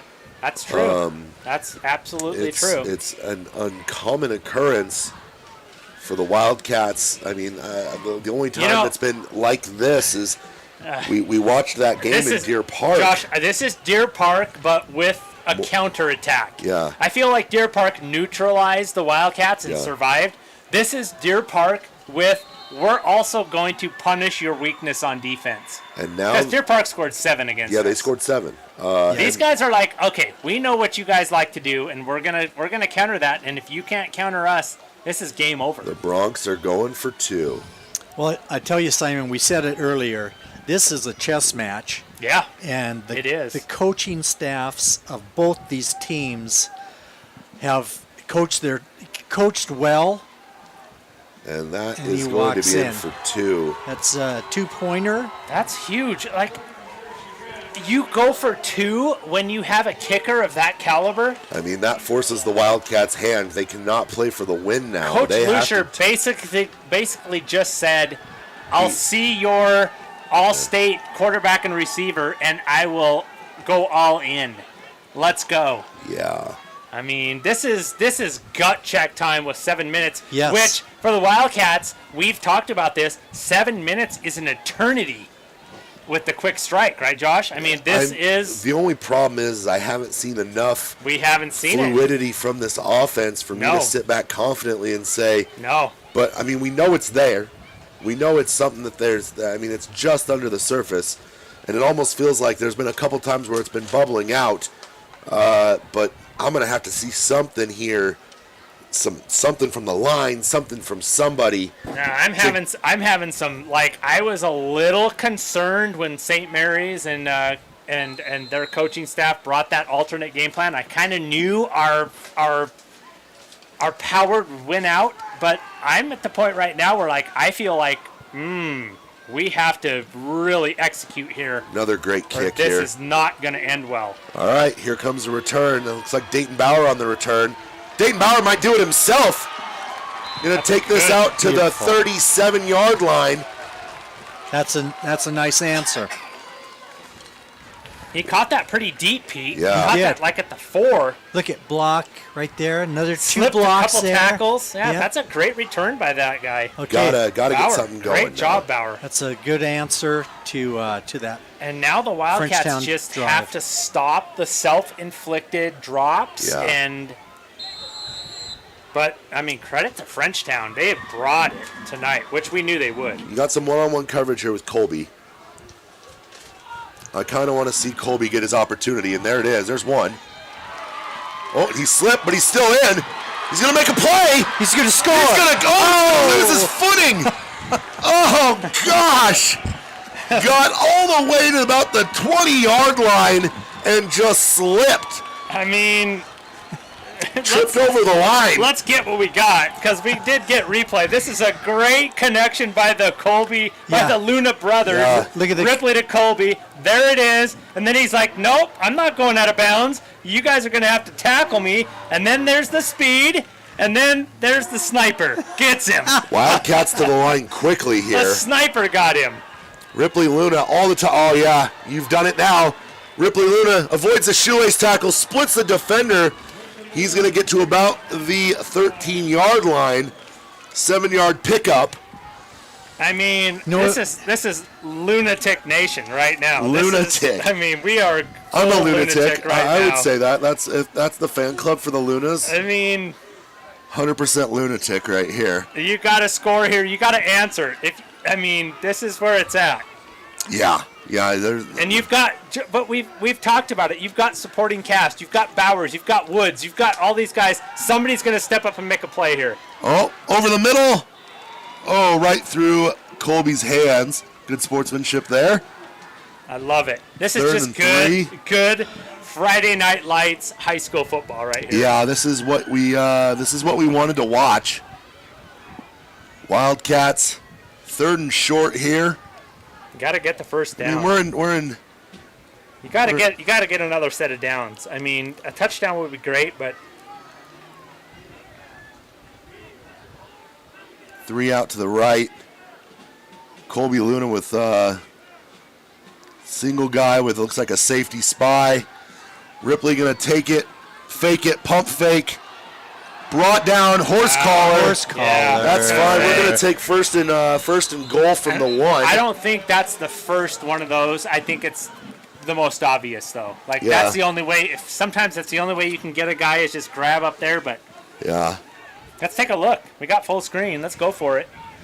Shout out to the Dirty Dog. They're getting the benefits of these replays up there in the Dirty So Dog. that's gonna take him to the 1-yard line. He breaks contain, right, Pete? He gets out. Yeah, just that right shoulder pad. I mean, I Not going to believe get away with that. Well, they're- Simon, we were talking earlier today about calling him at the 6. getting separation Yeah. by the receivers, how we've been able to do that all year. Yep. I tell you what, Frenchtown They're has covering. tough Yeah. defense. Yeah, they're covering. There was nobody open on that last play. Let's see what happens here. Ripley Luna drops back, steps up, gonna take it himself. He's gonna get to the corner, spins down 2-yard line.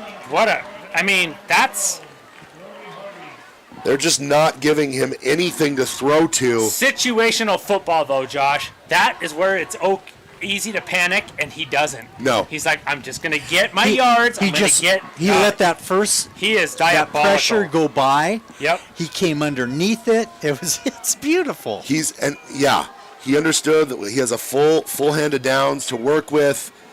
So let's pick something up here. He picked up 4 there on that carry.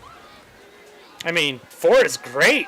Gonna pick up a block. He's got the lane. And for one time, I think we might have just wanted to see him take that and set that one up over the pylon. But the receiver was wide open. Yeah, I Yeah. think it's almost like he aimed that one instead of throwing it. Yeah. Don't you think? Yeah, what do we Yeah. got here? So we're now 3rd and 1. I mean- 3rd and goal from the 1-yard line. You've got to get it in the end zone here if you're Kellogg. This is 4-down territory. You got 2 shots to get this Yeah. in. 4:47 left here in the 4th quarter. It's make or break time. We got trips left.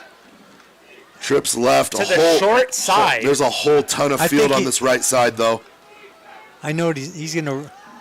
He's going to find Colby Luna, who's going to get the touchdown here. That's grit. That's And a grit. We're just going to get this, brother. Yeah, let's do it. You're the man. I'm the man. Hey, Good blocks there. let's go. And the lunatics are letting us hear it. Hey, let's go to replay, Pete. Let's go replay full. Yeah, look at the blocks. Yeah. Yeah. Bang. It's going to be That's a running play. Yeah, basically. So It's a wide running play. Wildcats need this conversion to tie it. Yes, they do. Otherwise, we're going to have to see some crafty defense here.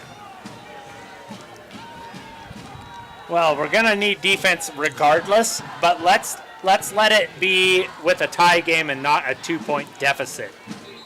And we're going to get a false start on the Wildcats, so not Well, as you said, Josh, a broader palette, broader, Yeah, broader this just rip gives them a little bit from more a room. a bigger canvas. Yeah. bigger canvas. Yeah, that's it.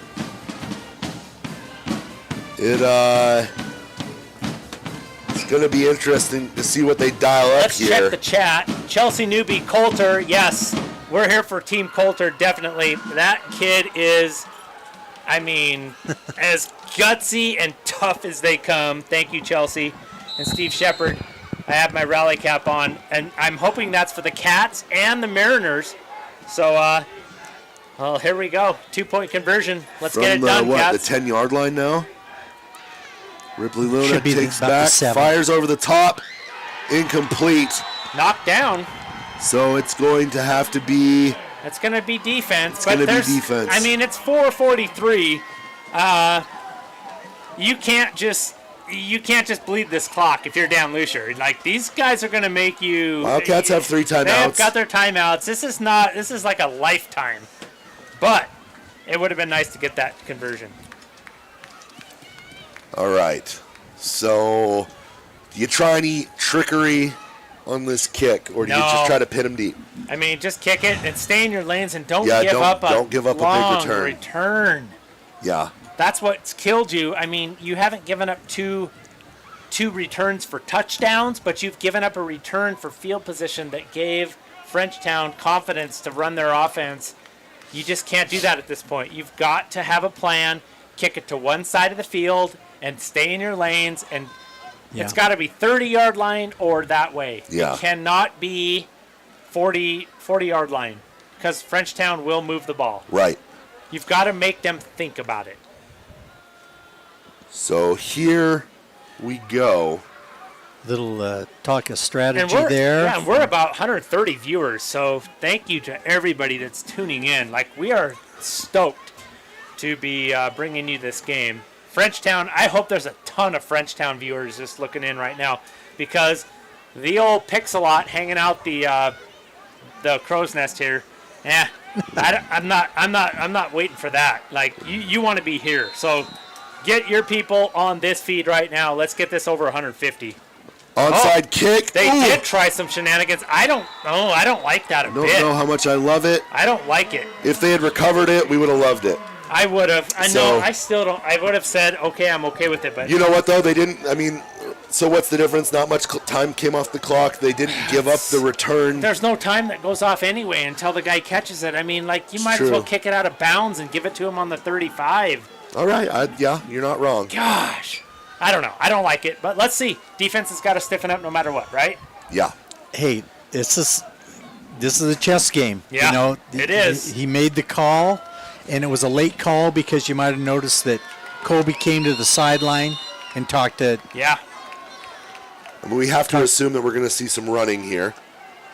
Great there. There's Varick. Very. Varick saying, no, it's not going to happen here, my friend. Timeout. Do we see a timeout here? Maybe not. I mean, maybe you've got those 3. You want to bank them. Tanner was there too. I mean, they're going to. Let's go to replay on this. I just want to watch Varick just basically envelop the entire offensive line of. So they're in the box. Look at He- this. look at no. Dayton Bauer just calmed down Varick. Sun's getting real low, big guy. Just But look out, because he's got 2 running backs here. out in the. Oh, boy. Got to make that tackle. Oh, my goodness. And they didn't, And and that's a big. now- That's a first down. Now you have your timeouts. So it's reset. I mean, That's a big gaff right there on the Wildcat defense. But they still have their timeout, so they're going to make them earn it right here. Well, that's a good effort by Yeah. Sully. just not wrapping Belcourt. up there. Yeah. Quick response to the ball. And now they're going to let it bleed, and then the Wildcats, now they're in timeout mode. Now, You yeah. have to use your timeouts. Yeah, no 2-minute warning here in high school football. Coach Lucier just working his magic right now. And it's hard. We have the utmost respect for that guy, too. Oh, we, yeah. We knew it was coming. I re- He's probably walking down there towards the ambulance just going, yeah, well, it'll be okay. Yeah. I'm not worried. It just doesn't flinch. Well, what? here he comes in the fourth quarter, end of the game with a new formation. Yeah. Through the line. Nice That's Now you blitz. take your timeout. Timeout. There's Now one. you take your timeout. Nice blitz. Good call. Beautiful call. Beautiful defensive call, Coach K. And I actually think that Coach Davidian is the one who calls the defensive plays. Oh, yeah? Yeah. I think mean- it's Coach K up here calling the offense. Well, that was a nice run blitz. Sends her down to There you go. Panky. Thank you. And then I think it's Panky who does the creative hand signals on the side. But I believe you're right. Well, I'll tell you what, they're going to need, it's 2nd and 14. They're going to need two more of those, because I think that Frenchtown will punt. They're not going to go for it here. If they're behind the sticks, 8 to 10 plus yards. I also don't But think. you've got to. I think we see a pass on second to try to make up for that loss, and then if they don't catch it or do anything with a pass play on second down, I think we see consecutive runs to try to bleed the clock here. Gosh, though, a pass, though, an incomplete stops the clock. I mean, I'm getting nervous just thinking about it, and I'm not even calling the plays. I agree with you, Josh. Like, yeah, pass it when they think you're going to run it. Right. But if you don't execute it, it kills the clock. Right. Okay, they're in the I formation again. Under center, One not tight shotgun. end. Waiting to see if they try to draw the cats off Wildcats sides here. cannot jump here. There's a false Yeah. start. Oh no. Oh no. No, that's 50. That is 51. brutal. might be getting a little too cute because, Nerves. So now we are at 2nd and 20. and now you can pin your ears back a little bit and say, you're gonna have to, if you're gonna run it, we're gonna get it. Right. But if you're gonna throw it, you better earn it. I mean, this is just the ultimate right That here. was an unfortunate misstep in Ty, we're about 130. We're sticking. At We almost had a 140. at one Frenchtown point. team that has been pretty good.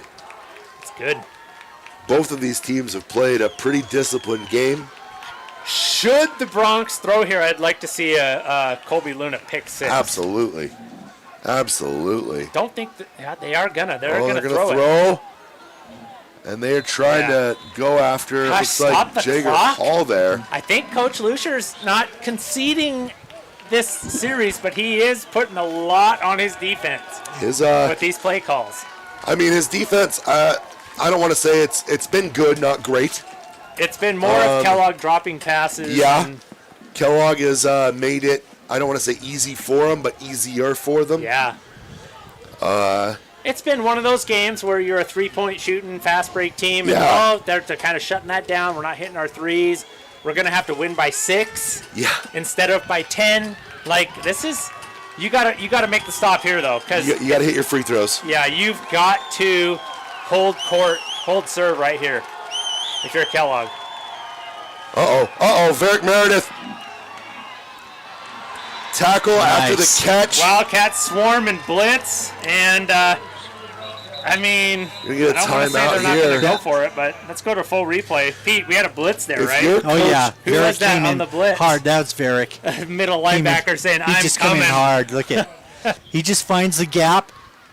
He's done it like 3 times tonight. Like that. I don't know that we're going to see a punt here We might not. I mean, what because is it? the 8 Bronx yards to go. the Bronx defense has been pretty good.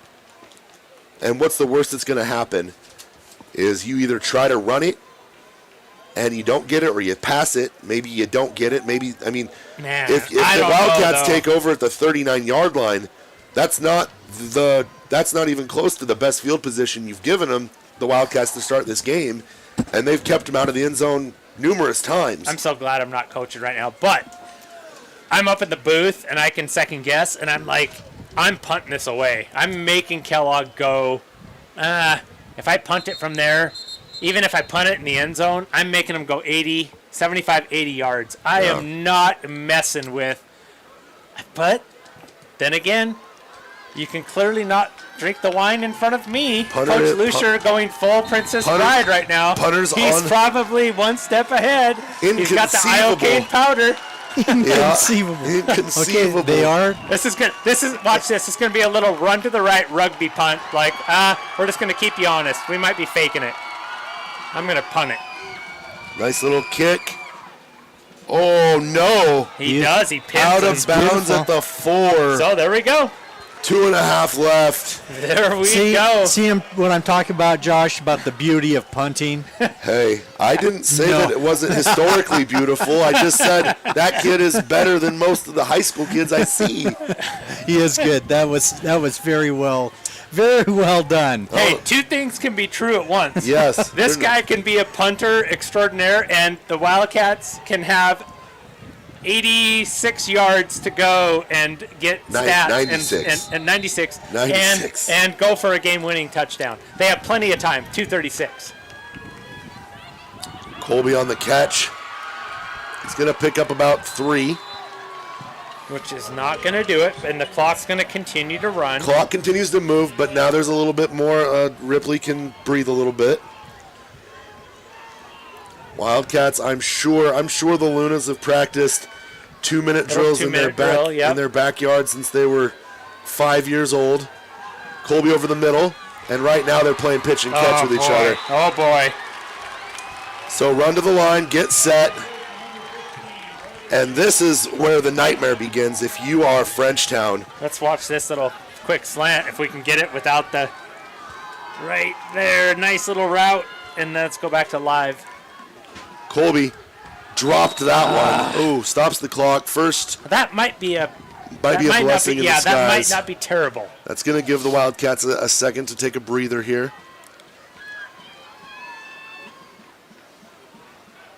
20-22.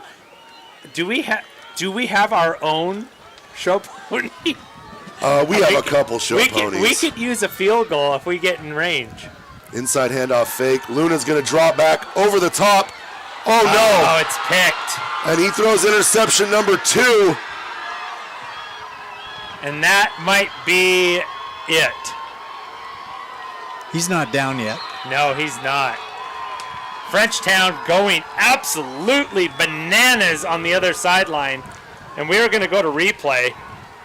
I don't know what Ripley saw there. He saw Varick over the top, and he just underthrew him. Yeah. He did underthrow him by about 4 yards. Yeah. He just underthrew him, and it's not something you see very often. Yeah, we can see that again. So Let's he go had full replay. He had a little pressure coming from the left, from his left, right?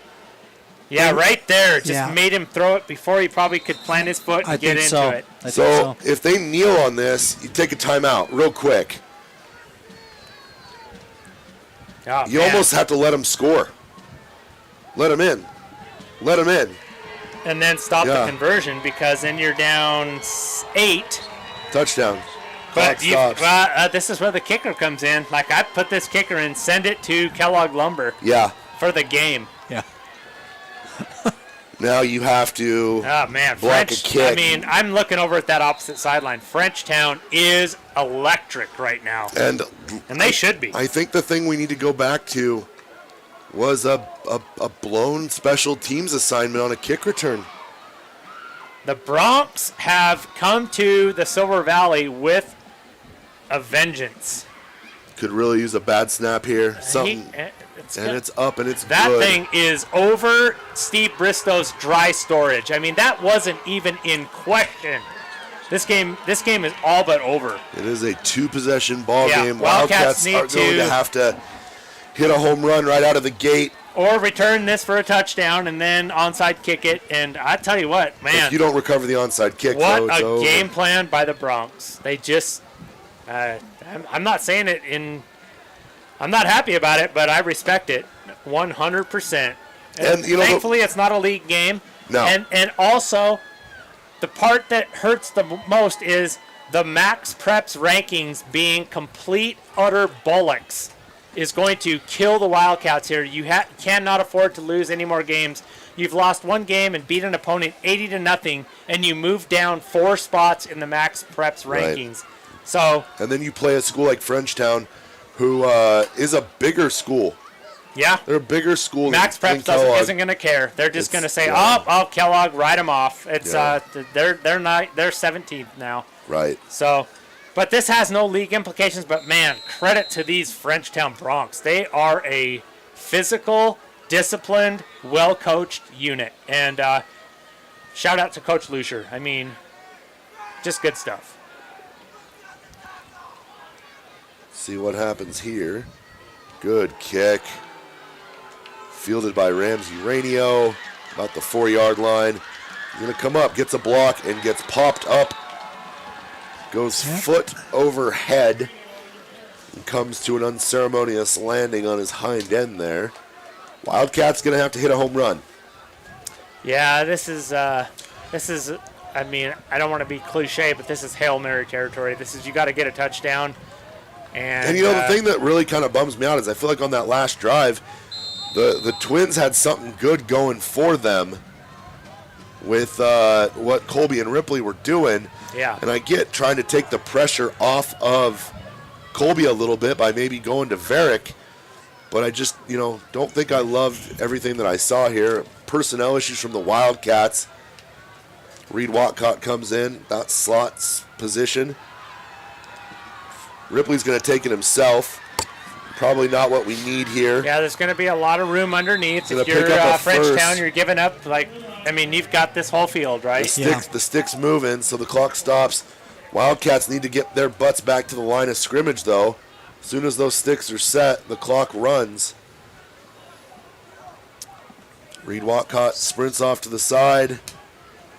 And the Cats look tired. Yeah, Varick is in. I mean, they're playing a lot of these guys, Frenchtown and Kellogg, playing both ways. Oof. But when you're playing both ways and you just scored, it feels different than, oh, gosh, we got to go back. We got to get a touchdown. When you're playing both ways and you're winning.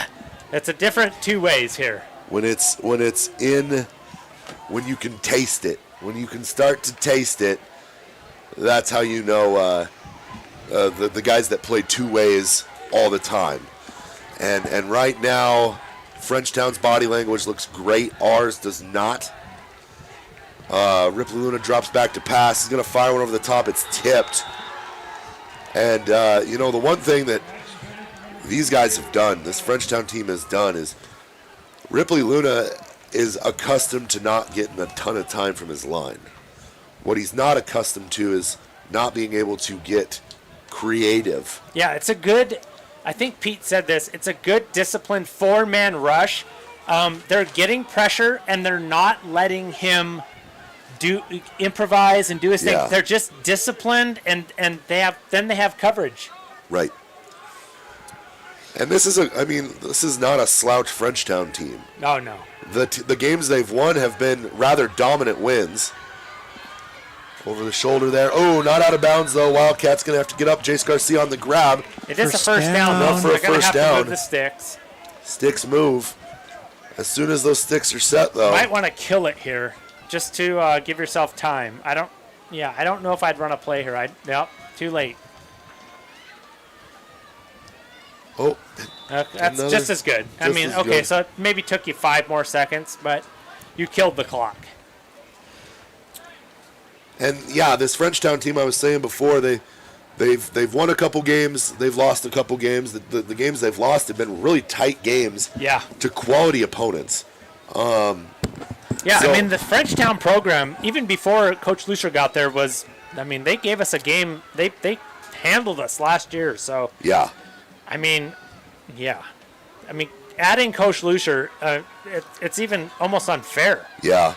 Get out Colby of bounds. Luna makes a big grab here. Out of bounds. Battling for yardage. He tried, Oh, he did. His hand is out. He's but waving that it stopped the clock. Is that for the first down or is that for the? It's got to be for the first down. Because Colby reached out. Colby got the ball out of bounds. I don't know how. And the Wildcats going to use that final timeout, it looks like. Okay. So. At least get a breather. Take a look. Get it in the end zone. I mean, you've got to get into the end zone. So I'm thinking you take a shot here. We got some chat. We got some, Steve Shepard and then Denise Nielsen. Let's go Bronx. Good. I'm glad some Bronx are watching this feed. I mean, I'd be lying to you if I said it didn't hurt a little bit Yeah. to see him cheering in the chat. well, I mean, but tell me, give me a comparison. Go watch your NFHS feed. Yeah. We're looking at it right now. Give me a comparison of what you're seeing right now to the NFHS, and then, that's it. Maybe take a screenshot and give us a side-by-side give us a comparison. screenshot. Because it would be really good feedback to, send to the corporate overlords over there at NFHS. Sure. Like, hey, you charge people for this? 37.9 left here in the fourth quarter. My voice is gone. Ripley Loon out of the shotgun, sends Colby in motion. You got to get pay dirt here. This has to be I don't like it. The line just crumbles. I don't like it. He gets a. I feel like I'm watching the 2017 Seahawks. Yeah. Like, the defense is great. The offense can be great, but if you neutralize what they try to do, it's painful. Wildcats sprinting back to the line, but this is all over but the crying. This is a big win for Frenchtown. Ripley Luna fires one over the top, not caught by Dayton Bauer. Clock will stop. And now Wildcats are going to have to run one more play. Gosh, I mean, you want to see that score tighter, but I don't want anybody to get hurt. Take a knee, lick your wounds, live to fight another day. I like to say one thing towards the end of the game here. If there was a valuable player, I'd have to say Frenchtown defensive line. Yeah. These guys I've watched them all night. They have fired off the ball. Yeah. Hands in the dirt. Watch them. They've disrupted every play. Yeah. And so, on this one, they're even backing off. He's a defense. That's it. That's a sophomore.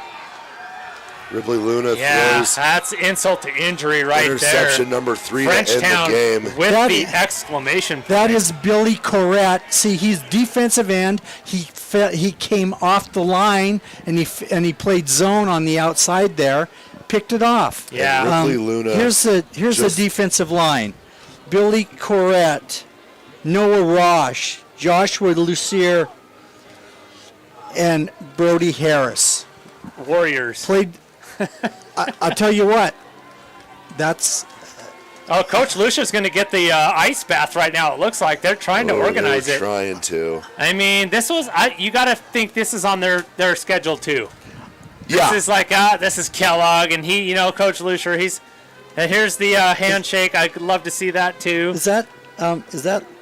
That's Joshua Lucier. Is that a Lucier? Yeah, on playing for the Frenchtown Bronx. And Brody Harris leading the handshake line here, a former Kellogg student. Yeah. That's right. This is a tough loss for the Wildcats, and I think you're going to see Ripley Luna. I don't know if we can assign views, but it would not surprise me to see a number of views on this, as Ripley Luna is going to be breaking down film.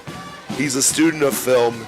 His whole family is. They're going to be watching to see. Yeah, and this happens. I mean, this is the game. This is why we play the game. Yeah. And it's just not a perfect system. No matter how much you prepare and do all that. Losing hurts. Yeah, it does, and it makes you better. And the Wildcats have a lot ahead of them.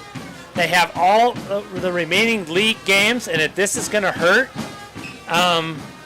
But it's good if it doesn't make you better.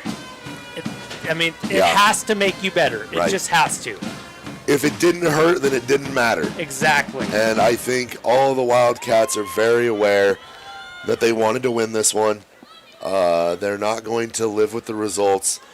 You live to fight another day. Yeah, I like this. You guys do a great job. NFHS is terrible. You guys are fun to listen to. We'll take that. Thank you for listening. Yeah. Thank you. We had about towards 120, 130 viewers, and we had Danny Kenyon. That is Frenchtown's first win. Well, hey, Frenchtown's fighting, and they believe in their coach. It appears they're over there on the sideline right now celebrating. So Kellogg's got to go regroup. And what do we got next week, Josh? 3 home games. We got 2 more in a row. We got 2 more. So next week we're at home against Bonners Ferry. So a former league game that's now a rivalry game. Yeah. Well, Colby just said he hates Bonners Ferry, so it's a rivalry now. So it's a talented Bonners Ferry group. And then the week after that, we have Grangeville here in a huge. That's the league. That's the game. That's right the there. game to watch. Yeah. And then the week after that, we're on the road to wrap things up in Priest River. Coach Lucier and Coach Davidian at midfield right there. Just one team had to win, one team had to lose. Is really what it boils down to. Yep. And hats off to the Bronx. Heck yes. They came in. They what a great did game. what they needed to do. That's a huge win for them. Oh, it's not their first win. It's not. It's not their first win. Danny Kenyon, check your facts. Denise Nelson says it's not. So yeah, I knew it wasn't their first win. Yeah, we'll let the boots on the ground go to that. We're not. We knew that wasn't their first win, but Danny, Denise has other things to say, but nonetheless, the Broncos have played a tough schedule. They came in battle prepped. The one thing they didn't probably come off of was an 80-0 blowout. So there is a little bit of lick your wounds when you score 100 points in 2 weeks, but one of those games is a loss. Yeah, Frenchtown came in at 2 wins and 3 losses. Okay, 2. And so Kevin 3 Campbell, and 3. go Badgers. Kevin, okay. Thanks for the compliment, but no, not go Badgers. Okay, we'll let you have that. But it's Wildcats Live. It's going to be a battle. We'll see. You can say go Badgers on the Boundary County Live one. And if you needed a template, there it is. Dan Lucier just drew it up for you. Hopefully you got the athletes. Hopefully that's it. All right, for Simon Miller and Pete Miller, I am Josh McDonald. Thank you so much for watching Wildcats Live. Have an awesome weekend. Bye-bye. Go Cats.